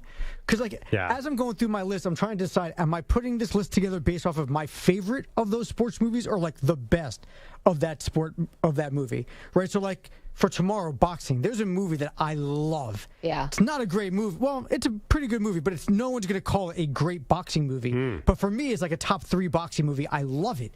So do I put it in there because I love it as one of my 3rd or 4th favorite movies, or I think it's the 3rd or 4th best boxing movie? How do you guys do your rankings? Yeah, that's a great question. And we should have figured this out before. now I'm trying to figure out what the boxing movie is. It's not a good movie. Oh, I bet it's Great White Hype. Oh. So I actually consider that's a terrible movie, but I love it, and I considered putting that in my top 5. But no, it is not that movie, but that was up there. That was what in the conversation. I think it's a very good movie, but nobody. Who'd you have this conversation with? Wait, can I take one more guess? Yes. Digstown. No. Okay, what is it? It's called Gladiator. Oh, yeah. So not The Gladiator, it's called Gladiator. It's Cuba Gooding Jr. plays a young boxer. And then the kid from A Few Good Men, who was one of the kids on trial. Yeah. He was the other boxer. And Dennehy, what's his name? Brian Dennehy. He's like this. It's an incredible movie about underground boxing and, you know, the shadiness of the betting world. It's so good, but nobody has seen it. Well, you're making it sound like it's a good movie. It's not one that you just like, but you could argue that that's a good movie. I think that would go on our list, right? It is actually a good movie, but I have a hard time putting it on there because it's not recognized amongst others as being like a top boxing movie. Yeah, but I think that's the thing about your own list. You make it however you want to make it. You know, absolutely. There were movies that were big in my childhood that I didn't put on this list, but like Rookie of the Year, Angels in the Outfield. There's a couple more that they're not great movies, but they had nostalgia for me. But even when you were a kid, did you love those movies? Yeah, I think so. Let's go to the phones. 855-212-4CBS. Jay is in Alaska. Jay, how are you, sir? Good. How you guys doing? We're doing excellent. What did we get wrong? So I'll give you my top 5, and then I got to tell you a really quick, funny, one of the funniest sports experiences I've ever had in my life, and it just happened to be with baseball. Okay. So number 5 is obviously Bad News Bears. I love that movie. I love Field of Dreams. I love The Natural, and I love Major League, and Bull Durham is number 1. obviously, both Durham. What's the story? So my best friend, I played in California. I grew up in California. I played in the American Indian Little League. I'm part Cherokee. Okay. So my best friend Jimmy is my next door neighbor. We're I think 7 or 8, playing Little League baseball for the Arapahoes. And our coach was my best friend Jimmy's uncle. So this tells you back in the 70s, he would walk by and throw baseballs at our crotches and say cup check because everybody had to wear cups, even the girls. So he thought that was real funny to throw baseballs at our crotches. So one day he's standing up the first base line talking to one of the parents, and we're having batting practice. And his own nephew, my best friend Jimmy, hit a line drive and hit the coach right in the crotch. And all of us instantly, without even thinking about it, everybody on the field goes, "Cup check, coach!" It was awesome. Jay, thank you. Great story. The fact that Jay, thank you for calling, that he still laughed this hard about something that happened when he was 8 means this must have been one heck of a crotch shot. Yeah. And by the way, he never said, was the coach wearing a cup? I doubt it. I doubt it. Why did the girls have to wear one? That makes no sense. Real quick, I know we have a million calls. I have one major Little League story that always stood out to me. Yeah. We were playing a team, and they had a really good kid on their team. And they Kobe Bryant. No. They batted him 3rd, and then he came up like 7th. Then he batted like 11th. Oh, they were cheating. They were cheating by moving him up in the order, and the coaches ended up having a near brawl over this. They're like, Jeff just batted. And we're like, no, he's in the lineup. And it's like, he just scored 2 seconds ago. He can't be. So was it going behind someone's station wagon to change his uniform number? No, they just kept on. No one was keeping track or something. It was Jeff Markowitz. He was a 5-tool player. I mean, Maggie, he had everything. He had power, speed. This is also in a town where Kobe Bryant grew up. You're going to say Jeff Markowitz has a 5-tool player. Kobe Bryant could not hold a flame to Jeff Markowitz. I mean, seriously, he was basically, how would I describe him? He was the Von Hayes of our neighborhood, which means nothing to anyone who didn't follow the Phillies in the late 80s. Wow. We got a lot out of that. Okay, let's go to Vinny. He's in Arizona. Vincenzo, how are you? Good. How are you guys? Doing well. What do you got for us? All right. What's funny about that is Sam was like, you got to go to Vinny next. Well, he's got I was very excited for Vinny because he brought up a movie that I always have near my list, but it's a kid movie. It's Little Big League. Little Big League, yeah. All right, so you have Rookie of the Year, which is Henry Rowan Gardner, where he hurts his arm. He plays for the Cubs because he gets surgery, and now he can be a pitcher. Little Big League is a kid whose grandfather owns the Twins. He passes away. The kid takes over as the owner, and he makes himself manager. And it is a legitimate baseball movie. They have baseball strategy, when to bunt, when to swing away, what pitcher is going to lead to what hitter. They have this incredible montage where they have all the hitters. Who's in this? Who's Luke Edwards? So, Timothy Busfield's in it. Yes. Okay. Ken Griffey Revenge Jr. of the is in Nerds. it. Randy Johnson's in it. Okay, but that's cameo. Yeah. The kid you would recognize, I forget his name. There's names and people that you would recognize. I don't know the actors' names. The pitcher is Jonathan something. He was in Weekend at Bernie's. Jonathan Silverman. Yes, Jonathan Silverman is one of the pitchers. So it's a very good baseball movie, but people think of it as a kid's movie because the kid's the manager. It's a legitimate baseball strategy movie with legitimate baseball scenes. Get out of here. I'm telling you, watch it. There's like legitimate baseball scenes. This is about a 12-year-old in the big leagues, and it's like you're describing it like they do these any given Sunday in baseball. Where these guys are at home plate hitting balls to run around Sue, and the swings these guys are putting on the balls, they're legitimate baseball players putting legitimate swings on balls and making like legitimate hits. It looks really good. You understand it's a movie, right? But the way that they film it, they it film looks the real. baseball. Okay, it's a very good baseball movie that gets shrouded in the fact that it's a kids movie. By the way, you think of Timothy Busfeld as a Revenge of the Nerd, which is funny. Yeah. I think of him as West Wing. Oh, yeah. Because he had a big role in West Wing. No, but, he's Poindexter from Revenge of the Nerds. Yeah. Which, by the way, of all movies, probably age is the worst in the sense of political correctness. It is bad. I couldn't. You can't even tell people that you like that movie because it's like just by saying you like that movie, you are condoning like 14 awful, despicable things that would get you thrown out of society. We were just talking about in the 70s, nobody had car seats or put seatbelts on children, or children were in the front seat. In the 80s, you were allowed to be a peeping Tom in a movie, and it was completely fine with everybody. And pretend to be somebody else and hook up with someone's girlfriend without them knowing because you have a mask on. Yeah. Apparently that was okay. That was just like frat hijinks. Well, I mean, 16 Candles, the John Hughes movie. Yeah. It's kind of sad how the woman is passed out, and Anthony Michael Hall, hooks up with her, and it's like the big victory of the movie. I know. Well, a couple of John Hughes things. I mean, he's amazing. May he rest in peace. But you can't also leave a 9-year-old home alone. I know they didn't do that. They didn't do that on purpose, but especially when the wet bandits are patrolling the neighborhood. I mean, here's the thing. Maybe you don't let 4 days pass before you call the cops. Yeah, but why could the cops just go out to his house? Because it was Christmas. I don't know. The cops did show up, but they were scared away for something. Remember, the cop did show up, and he did something to scare them away, or No, he didn't scare them away. I think he just hid. He was hiding. Yeah. That's what it was. Listen, for you younger people out there, the only way to keep burglars out of your house was to put down nails on the ground and things like that. The whole thing. Kids were booby trapping houses all the time back then. Family Guy did this great thing, like if Home Alone happened in real life, and there's like, oh, look, there's tacks on the ground. Let's just walk around that. Oh, that doorknob looks hot. Don't touch it. And the kid shows up, just like, oh, and then they, shoot him. But it's like it's a Family Guy. Like what happens? It's very funny. I mean, between Goonies and Home Alone, I mean, yes, the 80s and I guess 90s was Home Alone was like a kid's utopia. You could just do whatever you want, slingshots. Oh yeah. I mean, there were no laws back then. There were Find no a rules. pirate ship. Yeah, and while their parents are at work. Didn't always work out well, as I recall. But that's the thing. I'm saying I grew up in the 80s.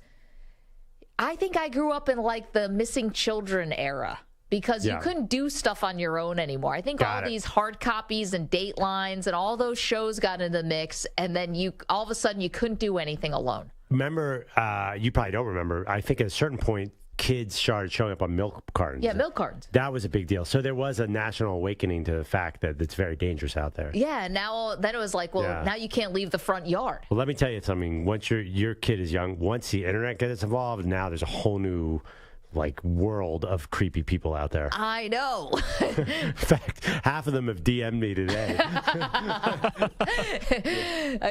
There are a few in my mentions as well. Oh, yeah. Oh, you're no stranger to weirdos on the internet. It's a hazard of the job. 855-212-4CBS, 855-212-4227. Not you guys, though. Not you guys. You're fine. Whoever's listening to the sound of my voice. You're good. It's those other weird people. Okay, we never got to a couple big stories. Your favorite team, we'll get to that. What's going on with Perloff's latest bandwagon. And this one you're really on. Yes. Well, I feel like we could move the show or something. My reasoning makes so much sense when you pull back and you look at why I like this team. I think it'll make sense to you, Maggie. Okay, we'll get to that. We also have the Aaron Rodgers news we have to get to as well. We do that all after this CBS Sports Update with Marco Belletti.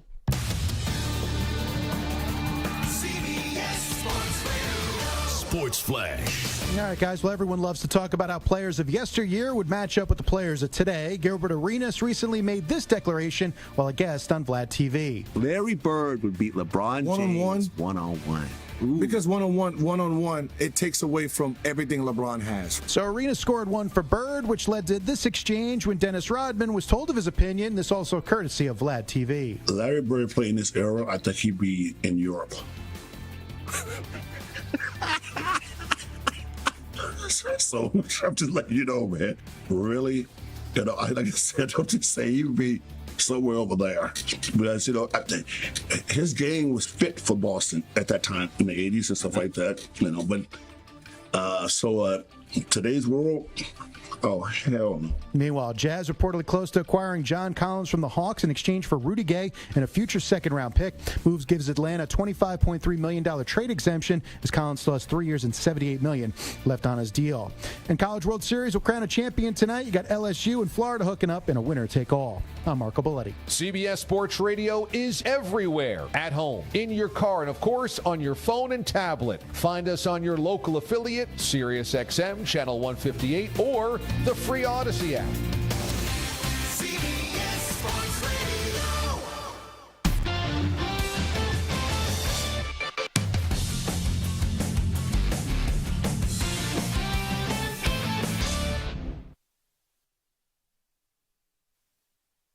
You're in a 5-minute break.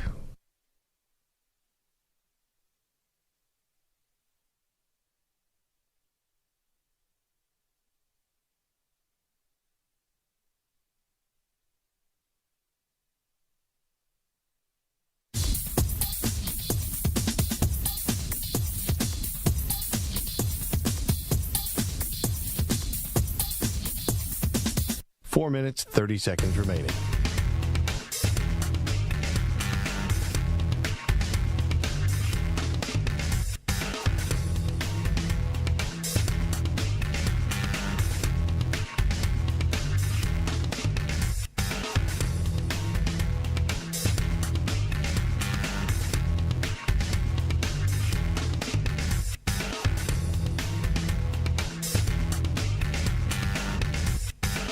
Four minutes remaining.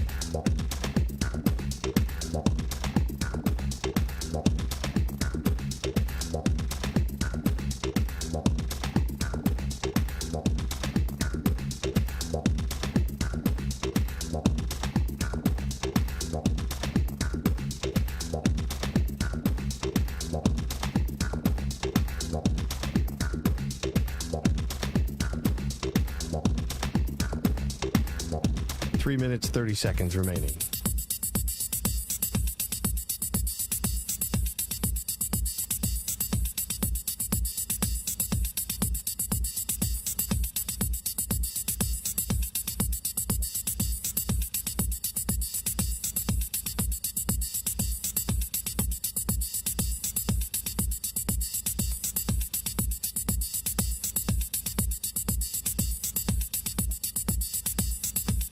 Three minutes remaining.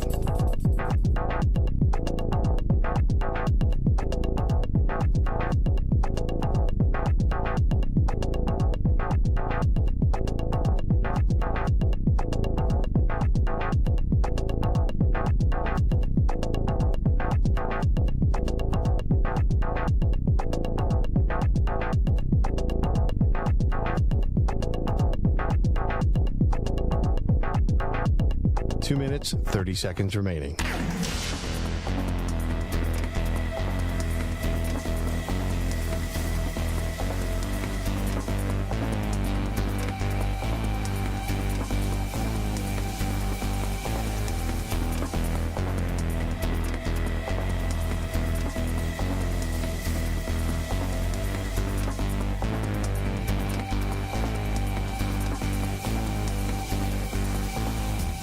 Two minutes remaining.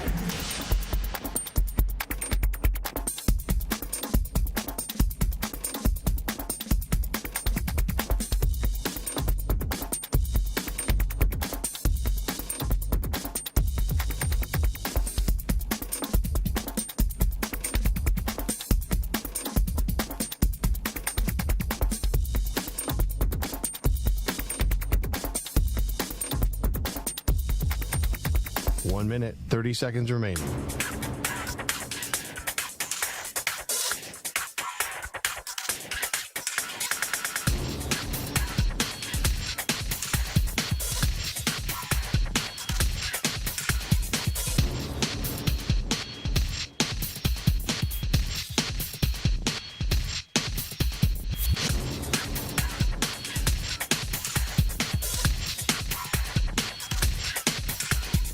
One minute remaining.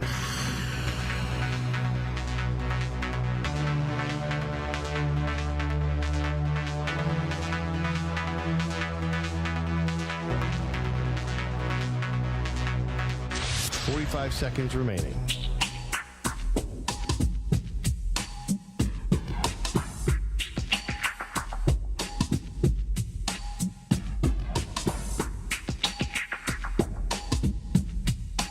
Seconds remaining.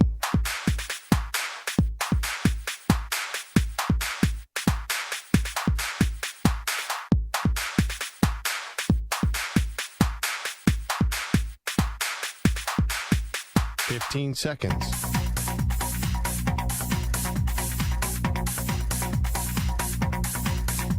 Break ends in 5 seconds.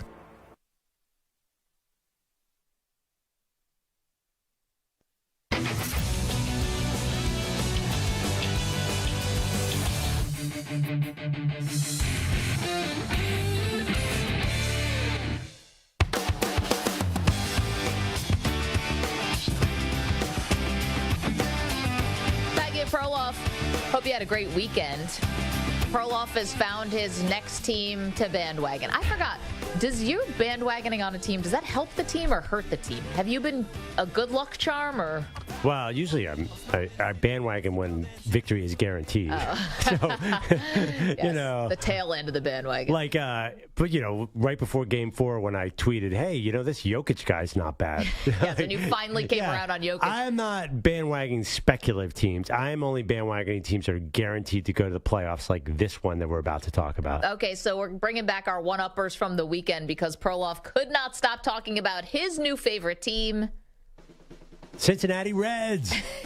Okay. You will not find a bigger Reds fan as of last week than Andrew Perloff. Oh, that is not fair, Maggie. I go back at least 10 days with this one. Yeah, sure. And the reason I think it comes down to Ellie De La Cruz, the phenom shortstop who on Friday hit for the cycle. De La Cruz, right center.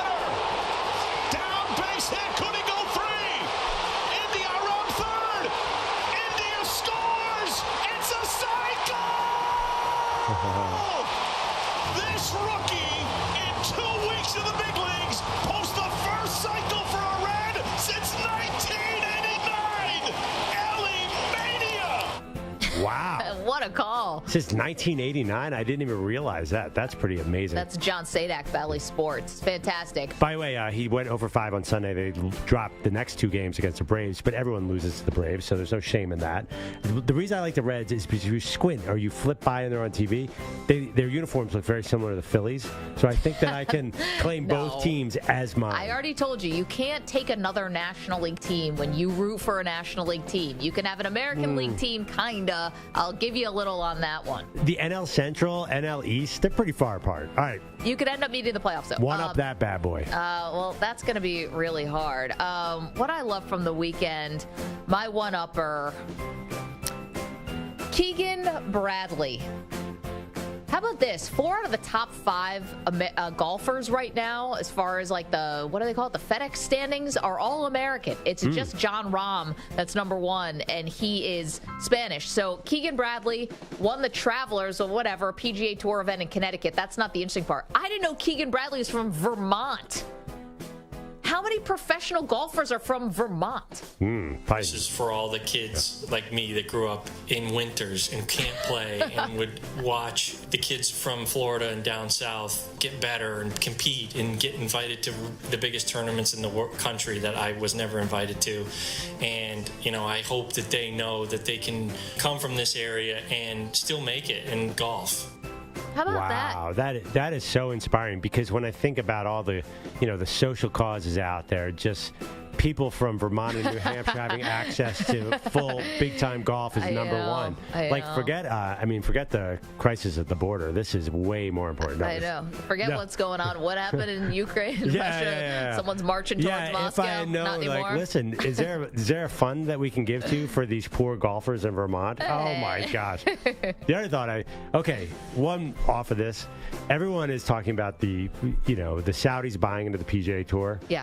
Going off the U.S. Open, went into the Travelers is just a reminder that the PGA events are not all that big a deal anyway. And a lot of people were commenting on that story. Do not actually watch PGA or live events. I think the final score, I think he won, he was like 25 under. It was yeah, well, you almost set the amazing. record. Yeah. But you also said there are 4 Americans because all the Europeans are in live right now. So. That's true. But anyway, no, good for Keegan Bradley. Okay, I could one up that one. I know why you went with golf yesterday, but you didn't want to talk about baseball yesterday. I was out of town all day yesterday, driving home. My phone starts blowing up. The Mets can't blow this one, can they? The Mets can't blow this one, can they? The Mets can't blow this one, can they? And then they blew it. Phillies beat the Mets 7-6. I understand a few people were hit by pitches, Maggie. To say that the Mets can't blow it, I mean, clearly, what are you, new around here? I mean, this was an all-timer. I think I can sum it up in, let's see, 3 walks, 2 hit batters. The Mets allowed 4 runs on 1 hit. How does that sound? Error, too, right? And an error on Brett Beatty. Let that sink in. 4 runs on 1 hit. How's the season going? Now let's move on, shall we? Well, yeah, go ahead. One up that. I will gladly one up that because, the Mets are 35-42. But enough about me. Let's go to my second one. How about this stat? Luis Arraez. Luis Arraez plays for the Miami Marlins. They are one of the great stories in baseball this year. And I saw this stat from Joe Sheehan, who does a great job covering the league. Oh, my buddy Joe. So Luis Arraez, I think right now is hitting .399. He's been flirting with .400 all year long, and he's just having an incredible season. The fact that we can see someone hit .400 would be unreal. So Joe Sheehan said when Ted Williams hit .406 in 1941, he faced 74 pitchers all season long. Luis Arraez has already faced 148 pitchers in 79 games. And he's getting hits off of all of them. I thought that was pretty amazing to what Arraez is doing. He is incredible. But it's funny because of his team and everything. I don't think, if this keeps up, then it'll be an even bigger story.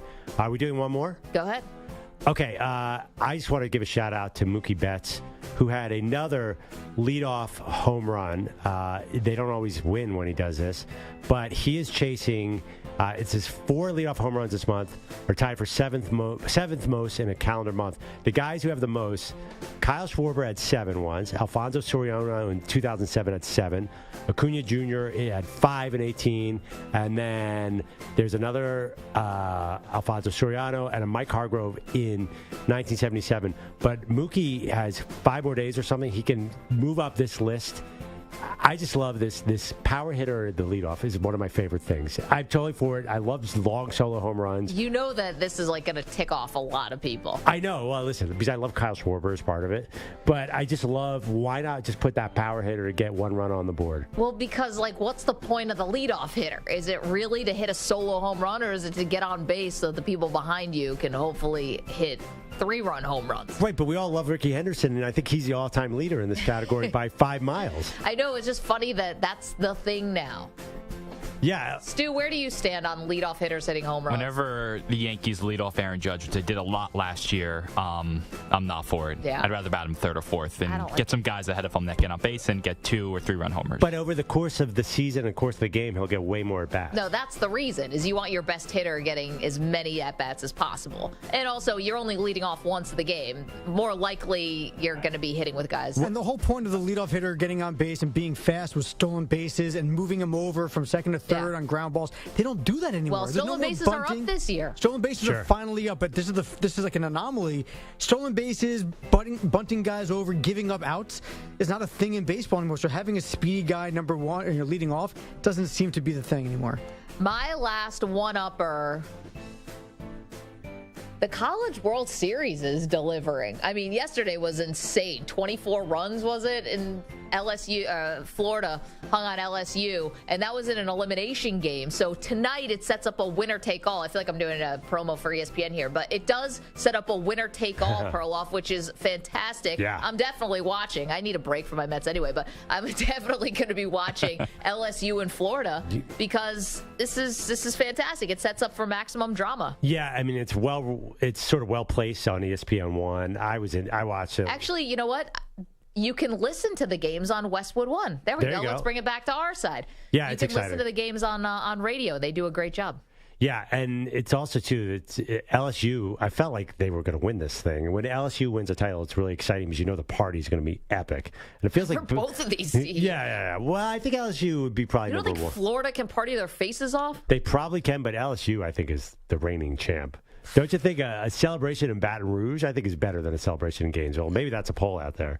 And also, too, college baseball feels like people are really enjoying themselves in the crowd already. Yeah, it's all those Jello shots we were talking about last week. Win or lose, I think both teams are going to have, both fan bases are going to have a fun time. I mean, do you think they'll have a fun enough time that they'll party together, win or lose? Because, I mean, those guys can party. I don't think they care about who wins the game. They've got all this experience from the game in Jacksonville every year. It's not like they don't know how to party together. I think the hatred is about football, too. I don't think it's about baseball. I think you can be okay with that rivalry. So there's something, and when you mentioned before the show about the Luis Ariz statistic that is like super crazy, I thought you were going to talk about this one, not the one that you mentioned. This is even crazier to me. Okay, go ahead. What do you got? According to CBS Sports, he has seen 1,099 total pitches this season. He has swung and missed 28 times. What? He has seen 1,100 pitches, swung and missed 28 times. Now, that's something if you had told me about Ted Williams, I would have believed. You know? What was the same thing with Tony Gwynn? Tony Gwynn struck out 20 times a year. He just never struck out. That's wild. 855-212-4CBS, 855-212-4227. Let's sneak in another call here. We're doing our great debate series. This is top 5 best baseball movies of all time. Tomorrow we'll do boxing, then we'll move on from there. Scott is in California. Quickly, Scott, what do you have? Hey, quickly, Maggie, I agree with you, Major League #1, but we didn't talk about The Rookie, which is also based on a true story. I kind of like that one. I don't know if you're familiar with it, but The Rookie I'm not familiar with. Wait, is John Hamm, right? Or no, is that that's a phenom, right? Dennis Quaid. Oh, right. The Jim Morris real story. Oh, anyway, I didn't know. I haven't seen this. You really need to watch that one. But also, doing the top 25 athletes in 2000, that's a really tough task. You're never going to have anybody on your side. We didn't. Don't worry. Yeah. Just really quick, I had a little baseball thing. When I was 10, I moved to a new city. My parents signed me up late for baseball. I had to go to baseball. And we were late sign-ups, so we had to play in a farm game. The kid behind me was 9. He hit a ball. We had to play in a farm. We were older, but we played with 6, 7-year-olds. He hit a home run off of a tee, and he got placed on a major league team that day. I got placed on a minor league team. That night, that kid hit a ball over the second fence on a live pitch. His name is Mark Collins. He ended up owning 2 Super Bowl rings with the Giants. He played for the Giants, mostly with the Chiefs. He's still an ambassador for the Chiefs. His number was 25. But I played football with him in high school later on and years later. But it was my coolest thing to watch this kid hit a ball off a home run off the tee. Scott, thank you so much. We're up against it if you can hear the music. Wild. All right, top 5 greatest baseball movies. That's what we're doing today. We'll reveal our list if you missed it. We'll do that after the break. Plus, coming up, the last person you should be counting out this NFL season. We got that for you. Don't move.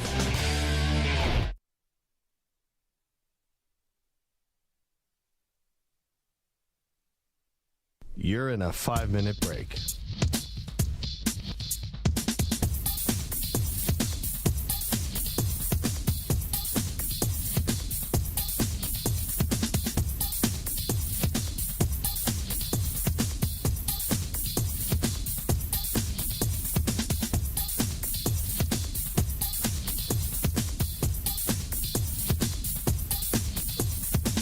Four minutes, 30 seconds remaining.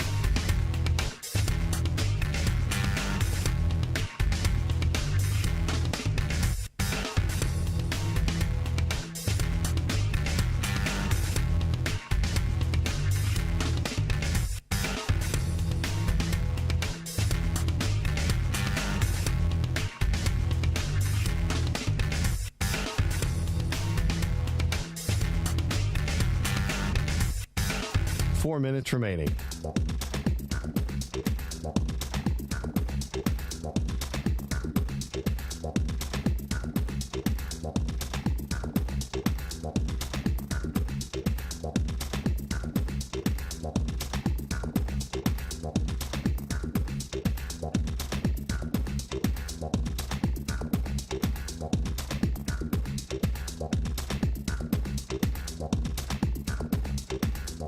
Three minutes, 30 seconds remaining.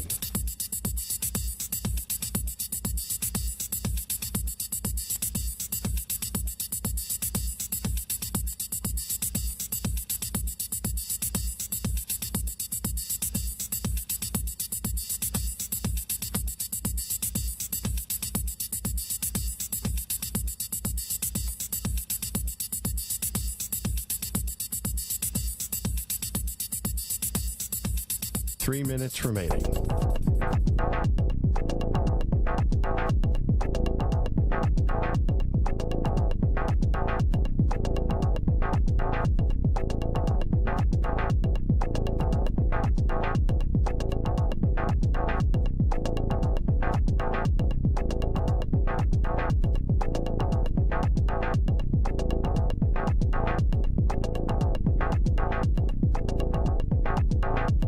Two minutes, 30 seconds remaining.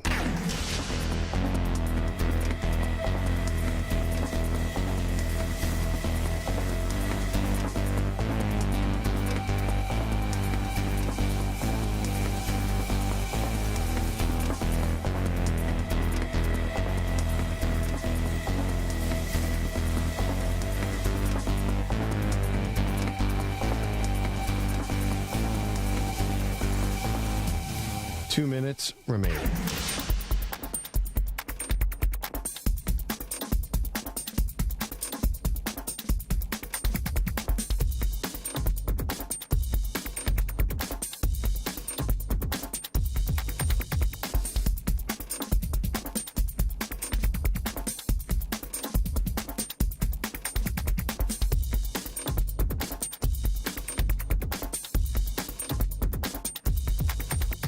One minute, 30 seconds remaining.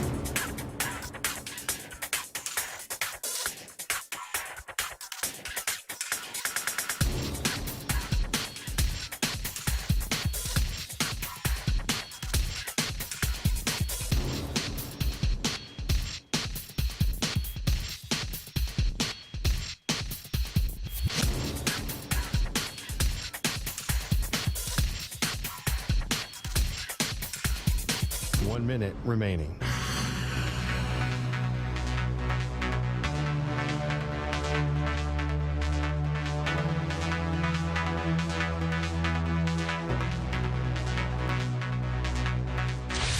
Five seconds remaining.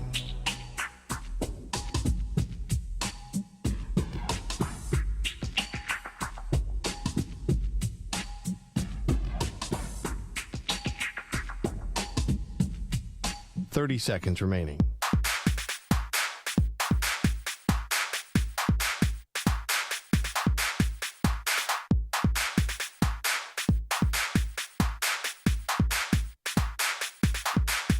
Fifteen seconds.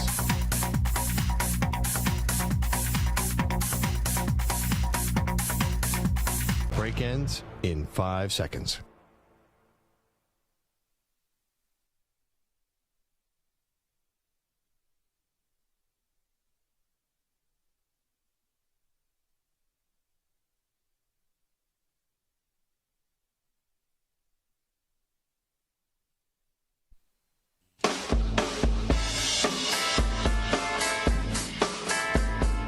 We hit 1,000 new YouTube subscribers, and that was the deal. Once it got done, we were going to destroy the Carson Wentz poster. All right, Weekdays, Purple Drinkers, this is for you. Yes. Yes. All right, now Perloff, here you go. Carson is not crumbled. Not going down. Okay, ready? I'm going to go like Office Space and do it sort of with the other end of the bat. Whoa, yeah. You just give it the rip? Yeah, rip it. Rip it. Maggie can't rip it. All right, let's both of us try. Okay, here, wait, you try. This thing is tougher than the actual Carson Wentz. They are Maggie and Perloff. on CBS Sports Radio. Yeah, we are. Hope you had a great weekend. Maggie Gray, Andrew Perloff, hanging out on this very, very busy Monday. A lot to get to in terms of announcements about the show, so we'll get to that in just a little bit. But Perloff, I keep telling you, and I keep telling you, and I keep telling you, and I almost don't want to be right about this. I just have a feeling I might end up being right about this. And what I'm talking about is the fact that Tom Brady is not going to be done playing football here. And it's not about, Fox and going to be a commentator. All that can wait for him. It's about the Raiders. It's about the Raiders, where Brady is now a minority owner, or is about to be. I guess they still need to vote. And how even players on the Raiders, Perloff, are not totally closing the door on Brady. Yeah, I mean, but that might be wishful thinking.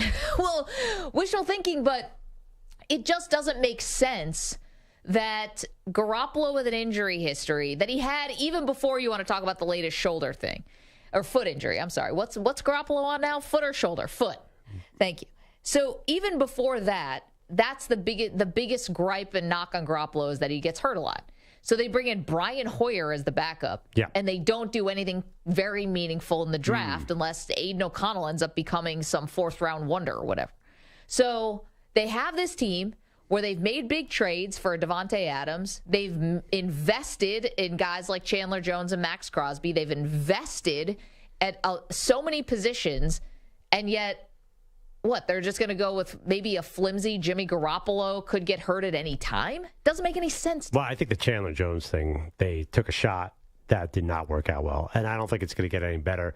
Max Crosby is sort of a pillar, so you pay him. But let me ask you, how is this going to work out? It's June 26th. When is Tom going to start this Raiders experiment? Well, let's listen to Max Crosby, shall we? Because he was a guest on the Von Cast with Von Miller. Here's what he had to say about how Brady could find his way onto the team. Obviously we got Jimmy G. He's coming back. He's going to be healthy. But, you never know what's going to happen. Tom Brady's a competitor, the greatest of all time. So at the absolute worst, if everything doesn't go the way it's supposed to and we need him, I would not be surprised if Tom Brady shows up in a Raider jersey. There you go. And what are the odds that Jimmy is going to stay healthy? Are you close to zero? Are you willing to say totally zero? Because I'd say close to zero. So in that scenario, then Tom Brady's a midseason join-up? And the reason why he can do that is because he spent 2 different stints with Josh McDaniels that were both like 10 years each. He got early Josh McDaniels and he got late Josh McDaniels. If there's anybody who could proverbially come off the couch and jump into the offense, it would be the guy who probably helped Josh McDaniels invent the offense, Tom Brady. Stu, you know exactly. I'm talking to you because you're a Raiders fan. There's nothing Tom Brady could do to ruin his legacy except put on that silver and black, because this would be a disastrous end to the Tom Brady career. That's so ouch. Iconic Tom uniform. Brady joining the Raiders in Week 6 would be like, oh my God. It'd be such a bad move for him because it'd be such a low chance of success. Okay. Here's the thing about competitors like Tom. I don't think he thinks that way, number one. I don't think people were really associating with the Tampa Bay Bucks with, this incredible winning. The Bucks were the yucks, remember? I mean, I know they won a Super Bowl, but before Brady got there, but that was at some points, that was an embarrassment of a franchise. And Brady saw opportunity. This could be the same opportunity. And I think it never looks awesome at the end for anybody. Maybe John Elway. That's your pitch? Tom, don't worry if it goes badly. It never looks good at the end for anybody. His legacy won't be hurt by this. It'll be like Jordan with the Wizards, is what you're saying. And you guys don't even acknowledge that, Jordan with the Wizards. No, it didn't even count. I know. It's like you Men in Black mind erased it from your memories. So Tom Brady, though, isn't an idiot. He went to Tampa Bay because he knew the NFC South was at least winnable. Yeah. This is a very hard division, a very hard conference. So say he comes 2 weeks before the season starts. Look at his first 5 games, Maggie. At Denver, at Buffalo, versus Pittsburgh, at Chargers, Green Bay at home, that's winnable, I guess. Then New England, who he just went to a retirement thing 2 weeks before. This is not a ready-made situation for Tom Brady. He's taking on a big challenge in that ridiculous conference. They got to go at Buffalo in week 2. So he either waits till they get through that rough part of the schedule, at which point they're 1-5, or I don't know. I'm not sure how it plays out. Do you understand how many games Tom Brady has won in Buffalo, New York? He's won more games in Buffalo than Josh Allen has won in Buffalo. You don't understand. When you put on that black jersey, something strange happens. It always does. I think it's going to be tough. If I'm Tom Brady, I want to get back into that NFC South. Just call the Bucs. If you're going to join a team again, go back to the Bucs. Although you do want to avoid that coach, but yeah, I don't think he's going back to the Bucs. And I think this is if you're not truly done with it. I think from his point of view, do you regret doing it or do you regret not doing it? And I think for athletes like him, you regret not doing it, not giving it a shot, not being the one who marches into Mile High and gets a win or goes to Kansas City and beats Mahomes. I mean, I don't know. They're not like us. I don't think that Tom Brady is thinking about the downside. Generally, he's actually a very positive person. He says that a lot. You have to do positive, talk to yourself in a positive way, even to become an athlete. No, I agree with all that. But there was something he said that made me think that self-talk is what I was thinking. Right. Yeah, positive. Very important. You're right. You have blinders as a champion. But he had a quote that made me think that he was serious about this retirement. He came on and said, for everybody who keeps talking about me playing again, it's never going to happen. And I'm retired and stop saying that. That was like, you know what? I'm like, you know what? I think he thinks he's retired. No, everything you say, by the way, I don't want to go too far here because I don't want anyone to clip this. And when I say Tom Brady's ever coming back, but why would you believe the man? Maggie keeps saying he's retired and coming out to play on this Raiders team, who is the odds say is going to be a distant 4th place in the AFC West. Listen, if I believe it and Max Crosby believes it, then those two. This is someone who's not in the building and someone who is in the building. And Max Crosby is looking at this and being like, so you're telling me we're going to go from Garoppolo, who's hurt all the time, and then we're just going to go to Hoyer as the backup? And this is going to make a lot of sense to who? Well, nobody. And you're not getting in the Caleb Williams sweepstakes here. You're too good. How is that team possibly too good? You have too many good playmakers. You're going to be stuck in the middle. You're going to be mediocre if Garoppolo goes down. I think, first of all, as I was telling you, on Friday I came in, I'm like, Stu, I'm hearing amazing things about rookie Tyree Wilson. Max Crosby said he looks great in the film room. He's paying a lot of attention. Hasn't actually stepped on a football field yet. Stu was like, oh, great. I mean, listen, they got tank written all over them to me. And what did Tyree Wilson have? A back issue? What was the thing he had in college? I thought it was foot or ankle. Issue? Yeah. I'm sorry.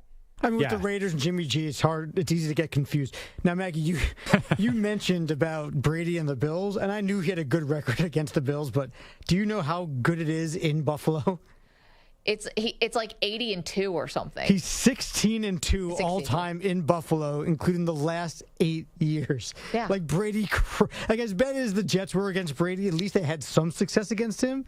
Yes, the Bills had no. I know. In Buffalo. Yes, Samter. 2-16 in Buffalo. How? And one of the times they beat Brady and ended up on the cover of Sports Illustrated. And they play the Raiders week 2 in Buffalo. Well, here's the thing, it's though. Amazing. That was in New England and maybe Tampa Bay. He's going to be 14-point underdogs if he shows up in week 2 in Buffalo. I don't think he cares. I don't think he's thinking about that. And Max Crosby is a second home for him. He feels more comfortable there than he does in New England. He held many passing records for the stadium before Josh Allen came along. I want to put stakes on this. About Brady coming back? This year, yes. Okay, wait. First, before we get into any new business, we should take care of some old business, though. If we're going to get new bets, that's where you're going with this, right? Yes, definitely new bets. And by the way, I'm going to say the Raiders are at 6.5 in Vegas for wins. If you add Tom Brady, they go to 7. That is there's no reason for him to go there. They're going to get destroyed. But yes, what is our old bet? He changes the culture in the building. You're forgetting that aspect. It is already June 26th. What is this culture change? Does it take a little time to do a culture change? Nah, it's cool. Brady can just like Baker Mayfield changed the culture in the Rams building last year when he came in week 12. I have no idea what you're talking about. They beat the Raiders that night. Did in that first game. Okay, so before we get to new bets, though, I'm glad you brought that up because we do have another show announcement we want to make today. which is definitively, the Hot Nuggets Challenge is happening on Thursday. Now, I don't see Nick in Texas in the chat today, so we're going to have to talk to him offline to hopefully Thursday works for Nick, because he lost the bet and Perloff lost the bet, which means the hottest nuggets on earth that Buffalo Wild Wings creates, you're eating them on Thursday. Or at least the hottest ones they create. I mean, I'm sure there's hotter ones on earth. Well, yeah. The hottest one's the Buffalo Wild Wings, the Buffalo Wild Wings of Earth. This is convenient because we really didn't know how to make a hot wing otherwise, so we have to buy these hot wings. So this works out great because they have a new sort of hot wing challenge. They have Carolina Reaper in the sauce, which I'm not thrilled about. This is that's not good. It's not good. Okay, so we have set the date, Thursday. Tell your friends, tell your wife. Thursday is when Perloff is going to go up in flames. Metaphorically, with just your taste buds, I guess. Yeah, I mean, I think the guys on the other side of the glass want to dip in there a little bit too, try it out. I forgot you guys wanted in on this. That's such a terrible idea from you two. I mean, seriously. I've been watching TikToks of Hot Ones like over and over and over all weekend long. I cannot. Did you see Jennifer Lawrence on Hot Ones? It's absolutely incredible. I can't wait to be in that seat. Well, you're inviting the pain. Yeah, I want it. You got that, and Stu, you too? I'm fine for it. Yeah, I'm up for it. You guys are like frickin' frack over there. You realize you are going to regret this the moment the buffalo wing sauce hits your lips. Now, there might not be someone to run the show, which might be problematic, but we'll get to that. And it's the smack off on Friday, so you got to make sure you're 100%. True. I have a question about those wings, the hot wings. Is there a delayed reaction? Has anyone ever done a spicy challenge, or does it hit you immediately? It depends on the sauce. Some sauces hit you right off the bat. Some take a second. Some hit you in the back of the throat, some on the tongue, some hit your lips. It just depends. I feel like I've seen a lot where it's a bit of a delayed reaction. That scares me because I could eat part of one and be like, oh, that's not that bad. And then I'm weeping openly in 8 seconds. Just begging for milk or whatever you think is going to help put out the fire. No way. Okay, so Thursday. That's when we're going to do what sport? We're doing top 5 greatest sports movies of all time. So Thursday's going to be basketball, and also Perloff eats the hot nuggets. Not looking forward to this. Considering it was based off of the NBA Finals. I think we did this. We kind of knew, and then we kind of got lucky. No, we didn't. Okay. So sometimes things just work out in your favor. So we'll put a full circle end to this show bet. Yeah. I'm looking forward. I've not enjoyed thinking about, oh, man, I still have to do that hot wing bet. I'm looking forward to getting it done for better or worse. It's like an anvil. Just hold it over your head. Yeah, it's been over my head. Let's get this done with. Let's do this. So we do have an EMT. They will be in the studio. But now we're going to need somebody for you two guys on the other side of the glass. But, okay, we have one EMT. And I also think we are doing this in a really smart way because our boss is on vacation this week. So we just want to do this. Let's just get this done while he's wherever he is, far away. I think this is smart because if anything goes wrong, then it's just, the trust tree here in the nest. We're not going to tell anybody. Since he's not going to be here, we don't really even need the EMT. I'll just add them into the video after the fact and just say they were here. AI. 855-212-4CBS, 855-212-4227. Mike's in California, our pal. What's up, Mike? How are you? I'm good, guys. How you doing? I see you're not happy with our baseball lists. Our movies, top 5 baseball. The baseball movies were fine. Your list last week really irritated me. I'm not going to get into the statistically that Drew Brees belonged on that list in some capacity, either because he holds the second place or first place in pretty much every record behind Brady or above Brady. But anyway, I was talking about your Brady comment today. Yeah. What's that? I said we'll agree to disagree. But I was talking about your thing about Brady. The one thing you guys are overlooking is the fact that it requires a 3/4 vote from the NFL ownership to let him back on the field once he becomes an owner. And I don't see all those teams agreeing to let him back out there, even if the Raiders are terrible, because what does that mean for the next year or the year after that once they let him back in? So I don't see them ever letting him back in once he requires some kind of ownership. Yeah, Mike, it's a great point, and I'm sorry that we didn't put Drew Brees on the top 25 list. You're one of our absolute faves. Mike in California is a great caller. I don't think it's going to come to that vote because I don't think Tom Brady's ever going to ask for it to come to that vote because I don't think Tom Brady wants to suit up for the Raiders. So one thing that I think the owners would actually vote for this is, you have said it, you don't think that the Raiders are a real threat this year. Yeah, but that would not be the key thing, but yeah. Okay, so if it's not like Brady's going to come in and win the Super Bowl, okay. There's like listen, the NFL doesn't need Tom Brady for ratings or anything, but there is a quality to a Tom Brady broadcast that I think few athletes kind of have. One guy who's like a true needle mover, and Tom Brady is one of those guys. He still is one of those guys, I believe. I don't think were the Bucs in any top 5 rated games last year. Well, they had the maximum, the first one, but they had the maximum amount of primetime games. Right, but I don't think, like you said, the NFL's strong enough that I don't think he's such a significant needle mover to change that vote. Okay, well, here's what I'm getting at. Yeah. The one group of people that I think NFL owners listen to more than anybody, not their coaches, not their general managers. They listen to television executives. Yeah. And they listen to the tech companies who billions are paid to broadcast NFL games. And if the TV executives say, we want you, and Brady wants to come back, first of all, Brady has to want to come back. And if the TV executives and the people at YouTube now and Amazon, these people pay exorbitant amounts of money for these games, if they want Brady back and they say, listen, this will be good for us, then I think the NFL owners listen to TV executives. I think it's the only people they listen to. Yeah, I do think the owners are really scared about this topic, though, because obviously you don't want to have any precedent where a player has ownership stake, because eventually that could lead to the players get a piece of the pie. So they don't want players to have, it's obviously a salary cap violation. So it'd be a lot to work out. I think owners would be like, yeah, we'd love to have, you're right. Of course, they'd love to have Tom Brady in the league, but I think that's a big no-no in their world to have, you can't give 0.5% of the team to a player, because then who knows, Patrick Mahomes could be like, well, I'll take 0.5%, and then you open up that door. No, Brady would have to divest himself of everything before he gets back on the field. Well, if he did that, then there'd be no vote then.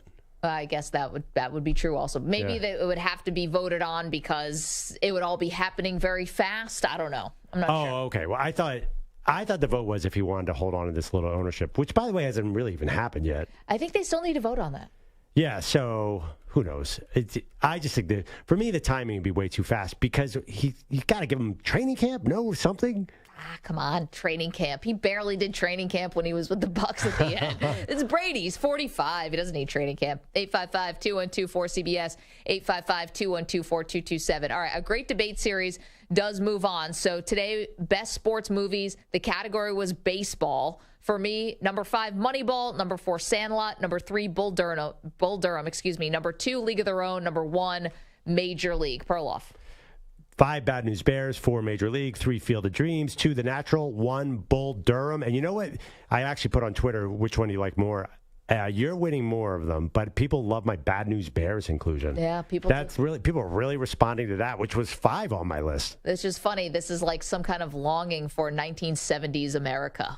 Yes. Well, also too, Bad News Bears. I think people responded to the fun movies, like Field of Dreams and The Natural. Those are great kind of dramatic movies. Sure. Bad News Bears, Sandlot. I think they were a little more fun. I think League of Their Own has a ton of comedy in it too. I think maybe the comedies did better. Does that make sense? Yeah, you want a little bit of an escape. Sports. It's supposed to be fun. 855-212-4CBS. 855-212-4227.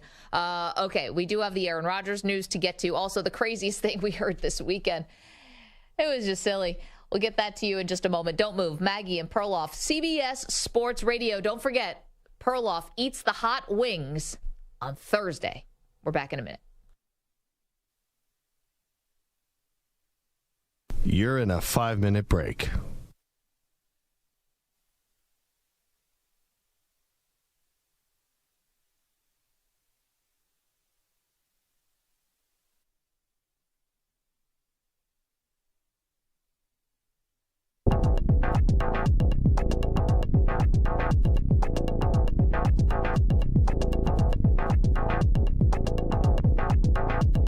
Four minutes, 30 seconds remaining.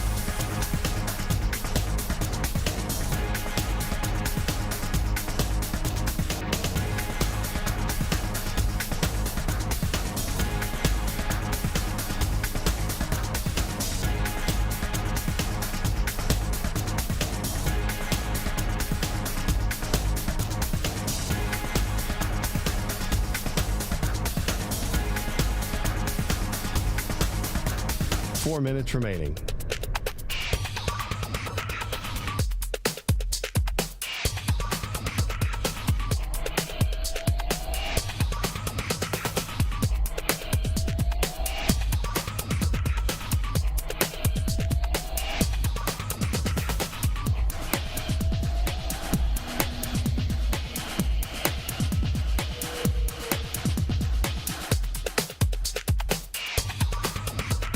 Three minutes, 30 seconds remaining.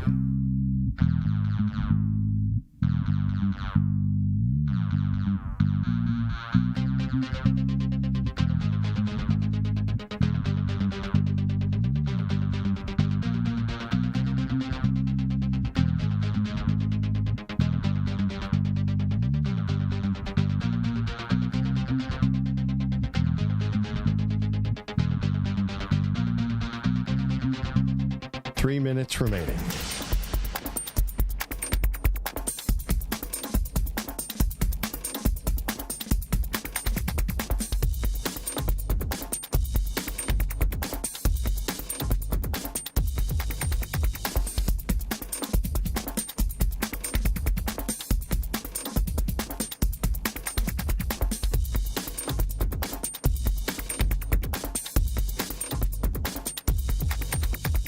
Two minutes, 30 seconds remaining.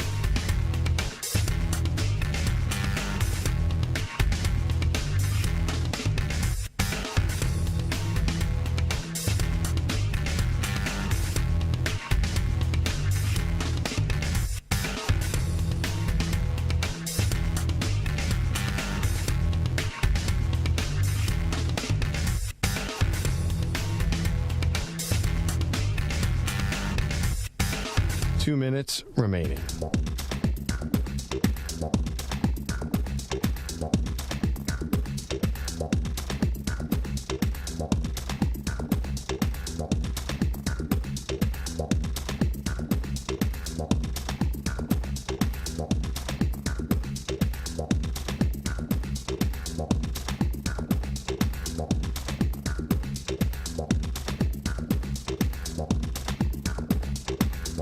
One minute, 30 seconds remaining.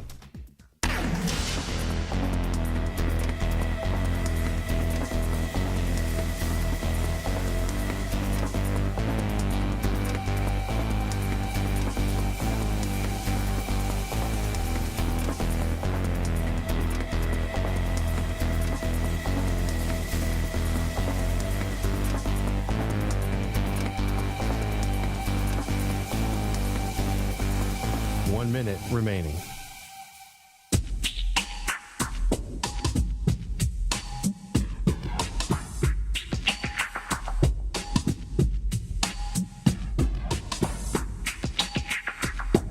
Forty-five seconds remaining.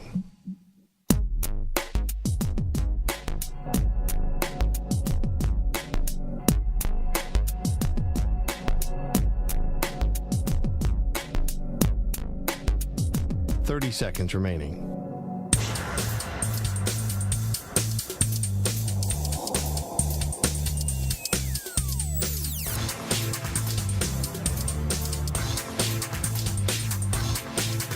Fifteen seconds.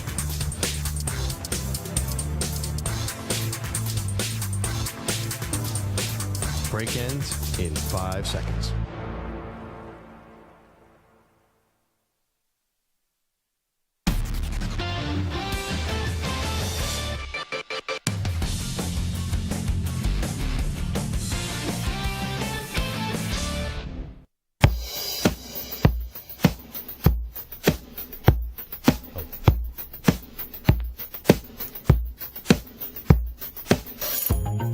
Our Ask the Pros question of the day. It's brought to you by O'Reilly Auto Parts. Today's question comes from Juan in San Antonio.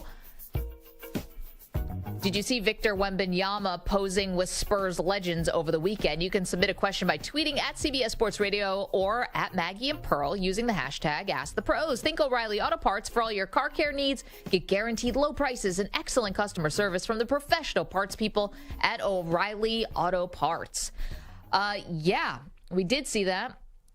He was in a photo with Tim Duncan, Sean Elliott, Manu, and David Robinson. Yeah, and he's about 9 feet taller than David Robinson. He's taller than everybody. I wonder if Robinson shrunk a little bit because he's got 6 inches on him. It's bizarre. So I thought this was admirable by Wembanyama, but just not something that's ever going to be true. See what you did there. What? Admirable. Oh, no. With David Robinson talk.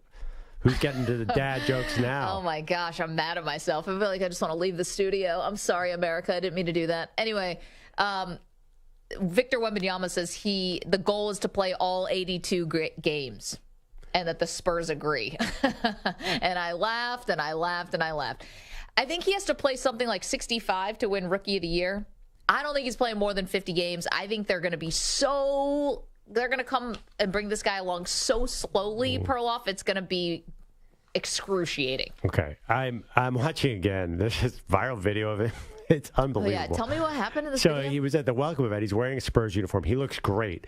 And he's taking a bunch of jump shots with a trainer or somebody throwing the ball. And he just bricks 4 in a row. And the form looks fine, but they just hit rim and bounce up. And he's clearly getting frustrated that he can't hit a jumper for the cameras. Then he just runs it and dunks the ball. So, yeah, he missed every single jumper during the media session until he just went and dunked the ball. Twitter went insane calling him a bust. It reminded me of when Tua underthrew Tyreek Hill in last year's training camp video footage. It's a time of year where anything on video of a guy missing a shot we will take. But he actually looks...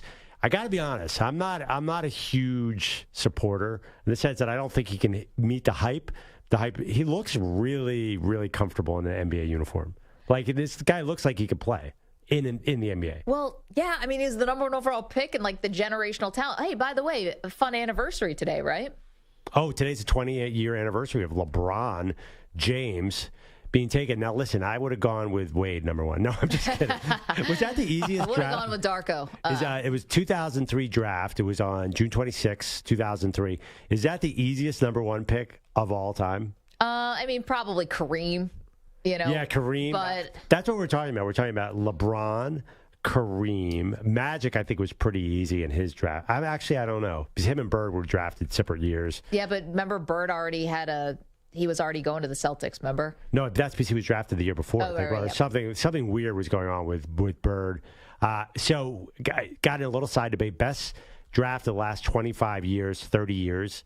Is this the best one? LeBron 1, Carmelo Anthony 3, Chris Bosh 4, Dwayne Wade 5 is pretty amazing. But the 1996 draft, the Kobe draft, it's the most bananas draft ever. So I would argue, I don't know if you have a favorite draft, Maggie.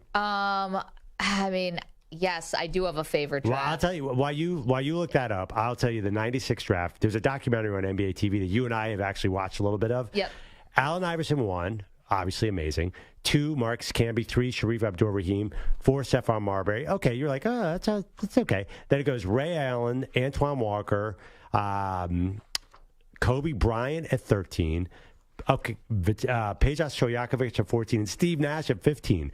13, 14, 15, Kobe, Peja Stojakovic, and Steve Nash. How crazy is that? No, that's amazing. I was trying to think. I did this actually recently. I was writing down some notes about drafts. As you like the Kyrie draft, right? Tend to do.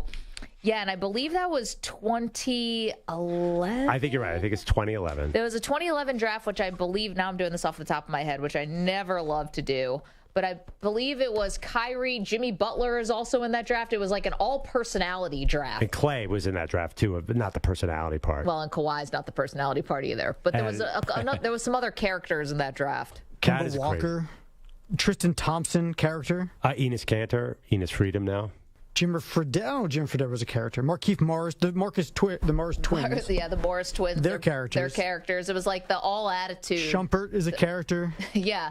It was a lot of unique personalities, I thought, in that draft. You know it's a good draft, too, by the way, right around the same time? 2009, the Steph Curry draft has a lot of stars in it, too. Steph Curry, Blake Griffin, Because I was looking at these drafts today. They definitely get worse over the years because there's so many foreign players that screw up the draft. What do you mean screw up the Well, draft? I mean, like Jokic went 41 because they couldn't scout him in 2014. So you have a lot more chaos, I think, as it gets. Giannis was 15 because they didn't have as much tape on him. Dirk fell to 9. Dirk fell to 9. So I think that's why 1998, 1996, these guys most of them were in college basketball, or we just knew them. Yeah. Now it's like, oh boy. Or guys are playing 3 years of college basketball. They were very seasoned. And that was not a weakness back then. No, it was. I think it was a strength. Well, it's funny because you also have the opposite when you're talking about guys from Europe, where you have the Andrea Bargnani going number 1 overall. Exactly. Marco just rolled his eyes at me. Yeah, Nicholas Chichevili, remember him? With top 5. Mario Jarek was one that was like, he went 5. Jan Vesely, remember that guy? So I think what happened was, People we've never talked about since draft day. I think it's just harder to scout those guys because the competition levels are variable. Should be easier, though. No, but I think it's harder because you don't know if they're in the Greek league, what that competition compares to the Israeli league, to this league, to that league. Yeah. That's why I think it's harder. But why do you think it should be easier? Because I think that basketball all around should just be better.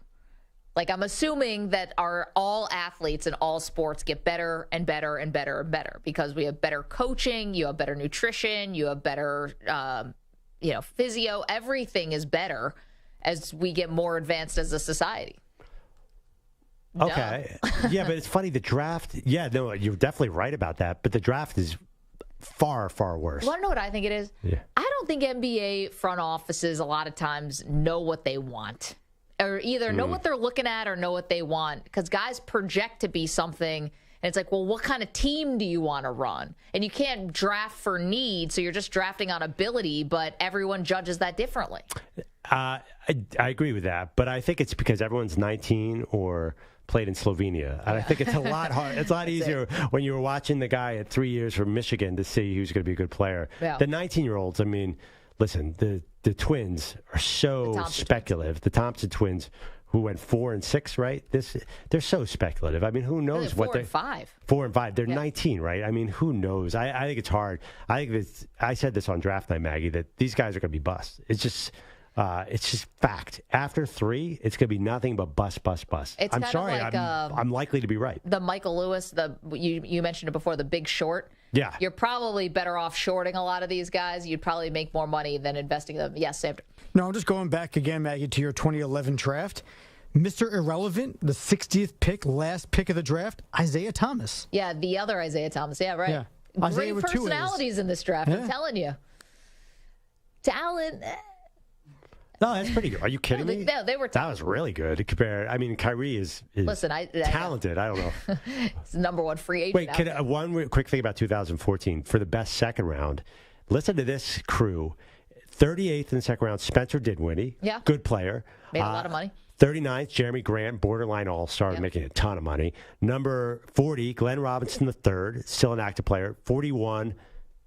Nikola Jokic. I know. Well, that's going to be the greatest second-round pick of all time. Right, but that'd be a good first round now. And those guys all fell to the second round, and it's hard to get second-rounders that are any good. Then, of course, Thanasis Antetokounmpo went in the second round. Well, he'll end up playing in the NBA as long as Giannis does, because that's part of Giannis as a superstar. It's like, oh, by the way, and you also have to have my brother on the team. It's like he was a Knicks draft pick. Yeah. Oh, was he really? Bronny James will always have a spot. Certain last names, you get into the league. Yeah. You're right about that. 855-212-4CBS, 855-212-4227. Okay, so can we actually hit the music again, Stu, on our great movie debates, please?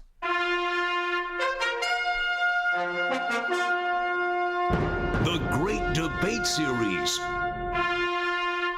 Best Sports Movies.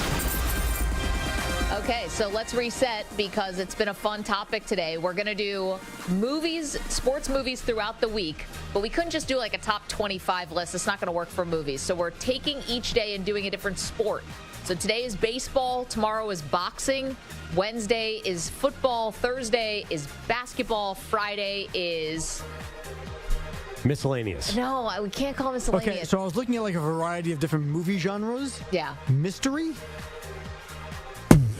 Yeah, but that's a genre. I know. People are going to think it's like whodunits. Yeah. Are there a lot Glass of Onion, whodunit number sport 1. movies? What? I don't Are there think a lot so. of whodunit sport movies? Literally not one comes to mind. Yeah. Well, Point okay. Break. I don't know. There's surfers that rob a bank. Yeah.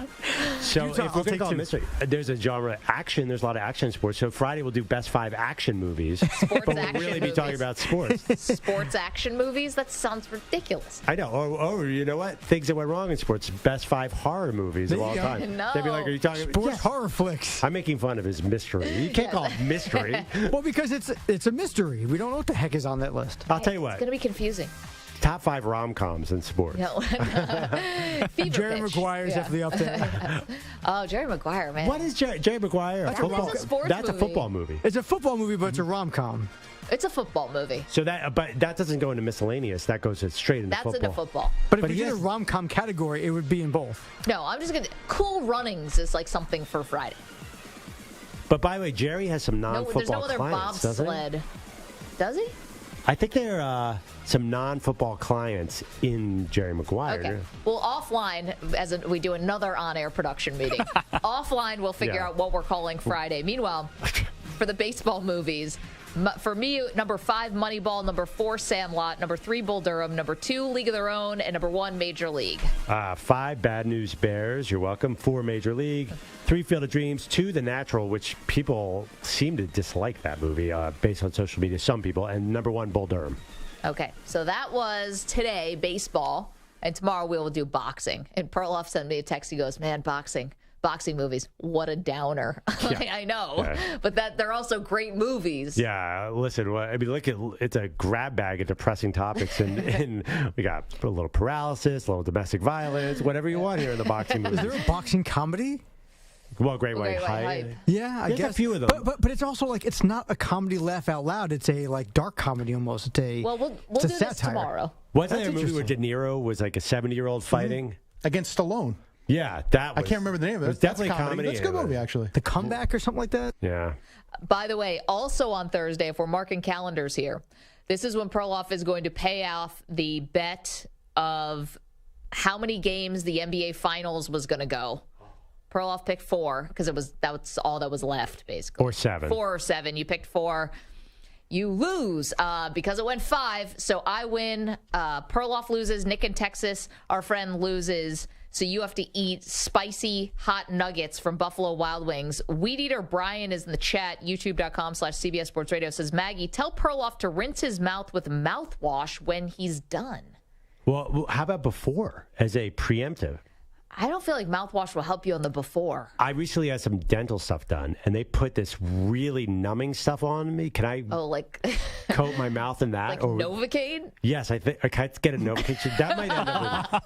That might end up being worse for me because then I'll take in spices that I shouldn't be doing. Yeah, you're not going to know any better, yes? One more movie I'm seeing a lot on our social, Summer Catch with Freddie Prinze Jr. You ever see that, Cape Cod League? No. Anyone? Yeah, it was okay. Yes.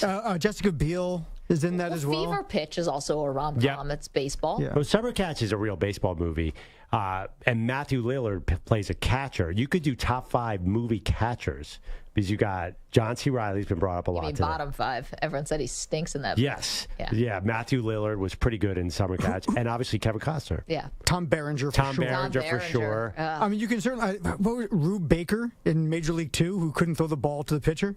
Oh, Rube that Baker. was a great I know. one. Listen, I'm the sequel queen. You guys are embarrassing yourselves with Major League 2.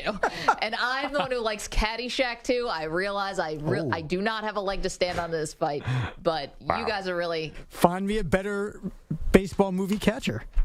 I mean, 5 other better Yeah, we baseball just movie did. catchers. I feel like Rube Baker was sort of a rip-off of Nuke LaLoosh from Bull Durham. They're like, that plot worked. Why don't we have a guy who can't throw to second? It was pretty good. We'll I like that borrow one. that. How about NASCAR movies? Listen, who's to say that a NASCAR movie doesn't make it into the Friday? Or 2. Days of Thunder. Days of Thunder is pretty Talladega good. Nights? Got a couple. Talladega Nights is great. All right, well, let's not... 3? Did you guys ever see 3? The Dale Earnhardt Jr. story? Very good. We have to Okay, we got to come up with a name for that Friday. We're going to do it. I'm sorry, Dale Earnhardt story. 3 was not the Dale Earnhardt Jr. story. Although we knew what you're talking about. Yeah, sorry about that. 855-212-4CBS. Huge NASCAR fans over here. 855-212-4227. Oh, boy. Okay, coming up, we have not gotten to the Aaron Rodgers news. We will do that. We have to. We're going to do that next. Because Perloff has an interesting twist on this Aaron Rodgers news. We get to that after this CBS Sports Update with Marco Belletti. CBS Sports Radio. Sports Flash. All right, guys. Hawks seem to be freeing up some money, reportedly finalizing a deal to send John Collins to the Jazz for Rudy Gay and a future second-round pick. Collins still 3 years, $78 million remaining on his contract, and it creates a $25.3 million trade exemption for Atlanta. Meanwhile, top overall pick Victor Wembanyama has decided to forego the FIBA World Cup for France. Instead, he's decided to focus on his rookie season with the Spurs. Still to come before the NFL season gets started. Antonio Brown doesn't need to get ready for that, though, having not played in the league since that infamous shedding of the pads and walking off the field Bucks-Jets game at MetLife. There's been plenty of talk about this. Brown, for some reason, is still rehashing it and putting a lot of the blame squarely at the feet of Tom Brady and for, of course, his trainer, Alex Guerrero, this courtesy of It Needed to Be Said podcast with Tyreek Hill. I'm out here to help you guys win. I mean, getting the ball, help you move the chains, get in the zone. So right now, we at a different time right now. You guys not trying to see none of that. You guys is mixing me with, like, he don't want to work with me. I'm paying him. You don't want to throw me the ball, and you making me like I'm crazy. So it's like, I'm crazy? I'm out of here. And it's a winner-take-all matchup College World Series tonight. You got Florida and LSU, Game 3, series even at a game apiece. I'm Marco Belletti. Looking for CBS Sports Radio online? Your favorite hosts and the best sports content and entertainment are available 24/7 on social media and YouTube, and in the palm of your hand with the free Odyssey app. CBS Sports Radio.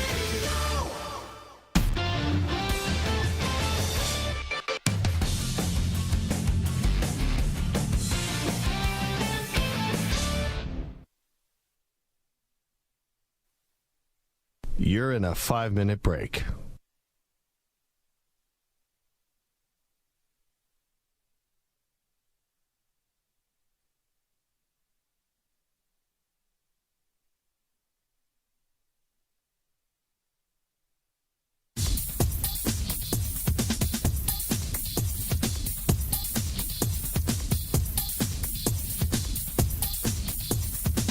Four minutes, 30 seconds remaining.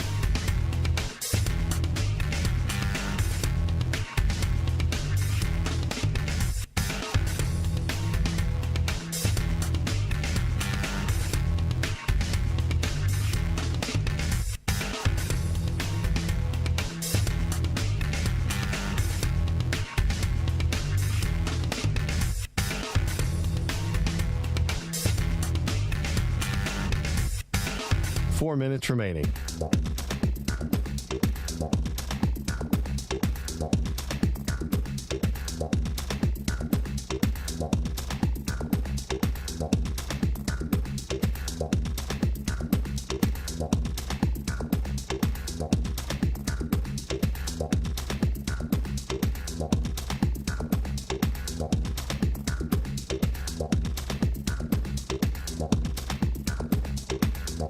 Three minutes, 30 seconds remaining.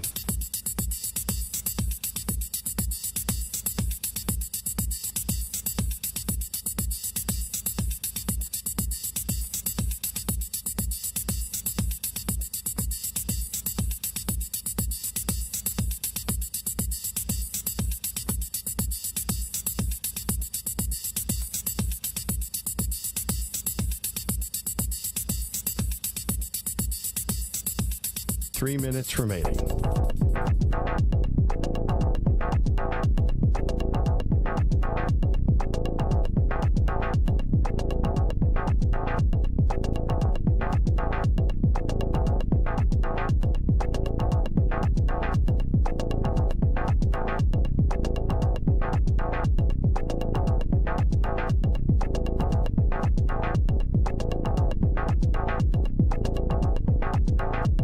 Two minutes, 30 seconds remaining.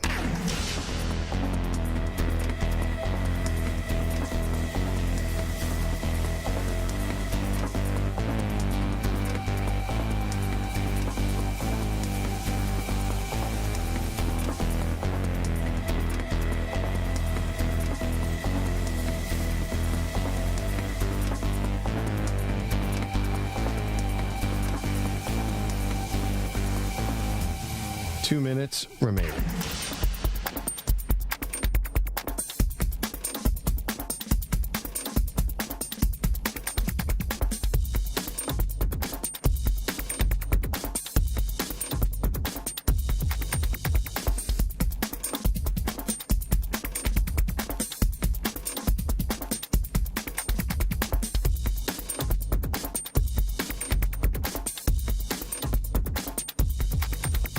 One minute, 30 seconds remaining.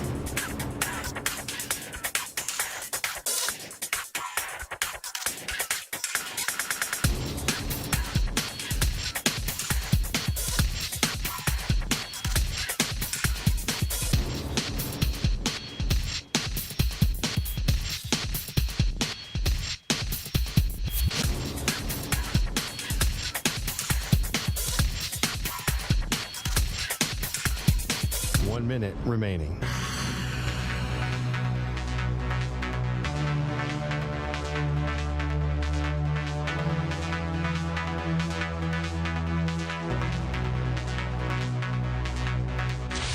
Five seconds remaining.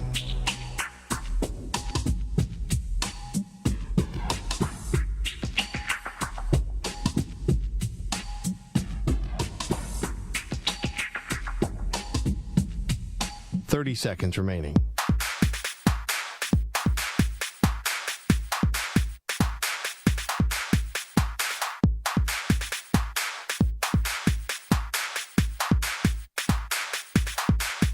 Fifteen seconds.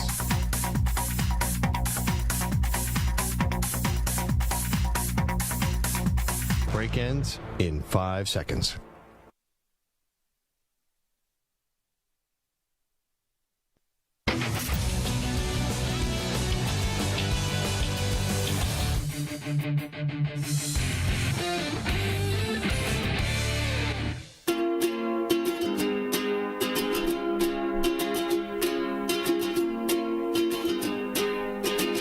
Welcome back to the show, Maggie and Perloff. We try to tackle something here on our great debate series. See, Perloff and I, we don't shy away from a challenge. Last week, we ranked the top 25 athletes since the year 2000. We knew some things wouldn't be popular, but we forged ahead. Today, and this week, we tackle sports movies. Today was baseball, top 5 baseball movies of all time. We have different lists this time, where I went Moneyball, Sandlot, Bull Durham, 2 League of Their Own, 1 Major League. Yeah, I went Bad News Bears, Major League 4, Field of Dreams, Natural 2, and Bull Durham 1. So tomorrow we'll do boxing. Wednesday we'll do football. Thursday we're going to do basketball. And Friday we're going to do a little Film Friday. We'll do all the other sports movies that deserve to be on a top 5 list, but don't fit neatly and nicely into those categories. Let's get to our shot of the day. He shoots! And the shot of the day is brought to you by Casamigos Tequila. Casamigos is brought to you by those who drink it. Today's shot of the day comes from earlier, a little snapshot of the show. Perloff did not have The Sandlot on his top 5 movies that made us angry. I don't think it's a great movie. I think the corny effect is on high. And the big dog and well, it's a kid's movie. Yeah, I know. I just like, I don't know why. Sandlot doesn't do it for me. I used to argue with Dan Patrick about this movie all the time. Oh, Dan likes it. Everybody. There's a lot of people who like it. Listen, I do have a Rotten Tomatoes. The critics do not love Sandlot. Yeah, well, they know. Just felt like they were sort of playing on these sort of tropes about baseball and the backyard. And like, to me, it wasn't as, I don't know, organic as some of the other movies. How obnoxious does that sound? It sounded even more obnoxious the second time around. Of course, they have to lean on the tropes. That's all baseball movies, lean on the tropes. Yeah, and it's a fine line. I think you like Field of Dreams and The Natural, they all flirt with it. Like, what is cool and what is cheesy? I think a lot of people think Field of Dreams is, and I know everyone thinks The Natural is now. At the last play, Robert Redford hits a home run and the lights go out and all that. That was not well received by a lot of people. But, hey, I'm a romantic. And, yeah, Sandlot, you know what? We need to do a watch party of 2 movies because we still have what's the watch party, the Nick Nolte basketball movie, Blue Chips. Blue Chips, which you don't think holds up. I claim is dated, and you were arguing with me, but we'll put that to the test. And now we need Bingo Long, which we've been told about. No. We got to do Sandlot first because I think maybe I'm missing something with Sandlot. I'm willing to admit I might have missed the boat on it. I think you should get the girls too. But Your by daughters. the way, you said no one was famous in it. The kid with freckles. Yeah. He had another iconic role Patrick recently. Renna. Was he in True Detective or something? He was recently in another role that everyone said, "Oh my God, that's the kid from Sandlot." He was in The Big Green. What's that? What's that? Oh, he was like a soccer goalie. There you go. I don't know that one. Son-in-law he was in. He was the brother and son-in-law. But you're right. No one from Sandlot really became anything then. I don't think. I mean, they were all incredible child actors, but this wasn't like. He was in Glow. That's what he was. Huh?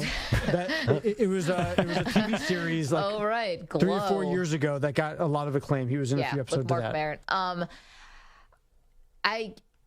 This is like it's the opposite of like The Outsiders. You know, The Outsiders had all these amazing actors as children, and end up being, Ralph Macchio and who was in The Outsiders? Oh, Rob Lowe. Rob I Lowe. literally just watched it last week. Okay, and Matt Dillon was in it. Yeah, like all these incredible. Was Tom Cruise in it? Tom Cruise was in it. Yeah. There's like all these incredible actors. This was kind of like all these kid actors were really good, but it didn't really launch anybody to superstardom. I think those kids were younger in this movie. By the time Tom Cruise is probably 20. Yeah, that holds up well, by the way. The Outside. Swayze's in it. Emilio Estevez. Yeah. Everyone's in that movie. C. Thomas Howell, is that? Yeah. C. Thomas Howell, right. And He was the lead. Yeah. We said, obviously, Wax On, Wax Off, or Guy Daniel Ralph LaRusso Macchio. was in it. Yeah. Oh, you said that. Yeah. It's pretty good. Obviously, that was directed by Francis Ford Coppola. Yeah. That's good. I don't put Sandlot in the same. Well, it's not in the same category maybe as The Outsiders. We got to get to the latest rumor here, because if you thought that you already had a lot of Aaron Rodgers in your life, well, you maybe ain't seen nothing yet. You want to play that? Sure, let's do it. What the is Aaron Rodgers up to today? Well, not sure, but the folks at HBO are deciding right now about who they want to make for Hard Knocks. And it looks like they are really, really, really Perloff. I forgot the word they were using. Really trying to make sure it's the New York Jets. Was it like strong-arming? That wasn't the word. Yeah, there's reports that it's a done deal, basically. Yeah. So if you want even more Aaron Rodgers in your life, buckle up. Yeah, this is going to be Rex Ryan Part 2, because Aaron Rodgers likes the camera just like Rex Ryan did. I think it's going to be the Aaron Rodgers show. A lot of times they do Hard Knocks and they ignore the stars and focus on other guys. He will not let that happen. I think they do that when the stars are boring. And Rodgers is not boring. Or the stars sort of ask. They probably have enough power to say, hey, I don't want to do this. Remember J.J. Watt? How every camera that was in the Houston Texans facility was focused on him at all times. Everything was very legitimate with J.J. Watt. He was not playing to the cameras at all. Never. He never does that. We saw where he takes a nap every day. No. You don't think Aaron Rodgers is going to be pushing some new age philosophy or drug at some point on this Hard Knocks? So you think he's going to use HBO to try to get people to do more psychedelic drugs? I think he's setting up his massive podcast for when he retires. I think this is all part of the Aaron Rodgers marketing experience. Well, and I think HBO would be pleased if that's the way it went. Definitely. Oh, yeah. I mean, this is the number one choice. Now, the question is when the NFL gets involved. The NFL, I think, also has a bit of a production sort of oversight on this thing. Do they want Aaron Rodgers talking about psychedelic drugs? They don't care. That's a great question. Like, you're sitting in the NFL office, hey, the footage just came in from New Jersey. He's talking about drugs the whole time. Yeah. I can't imagine Roger Goodell has any experience handling that request. Yeah, but, they can get a little conservative over there. No, that's what I'm saying. I think it'll blow their mind. They will not know what to do. They'll panic. All right, that's it. We got to go. Thank you to Mike Samter. Thank you to Stu Kovacs. Thank you to the Weedos, the Purple Drinkers. All right, so a big week. Tomorrow we do top 5 best boxing movies. Wednesday is football. Thursday is basketball. Friday is Friday films. Thursday also, Andrew Perloff is eating the hottest chicken nugget on earth. We'll see you then.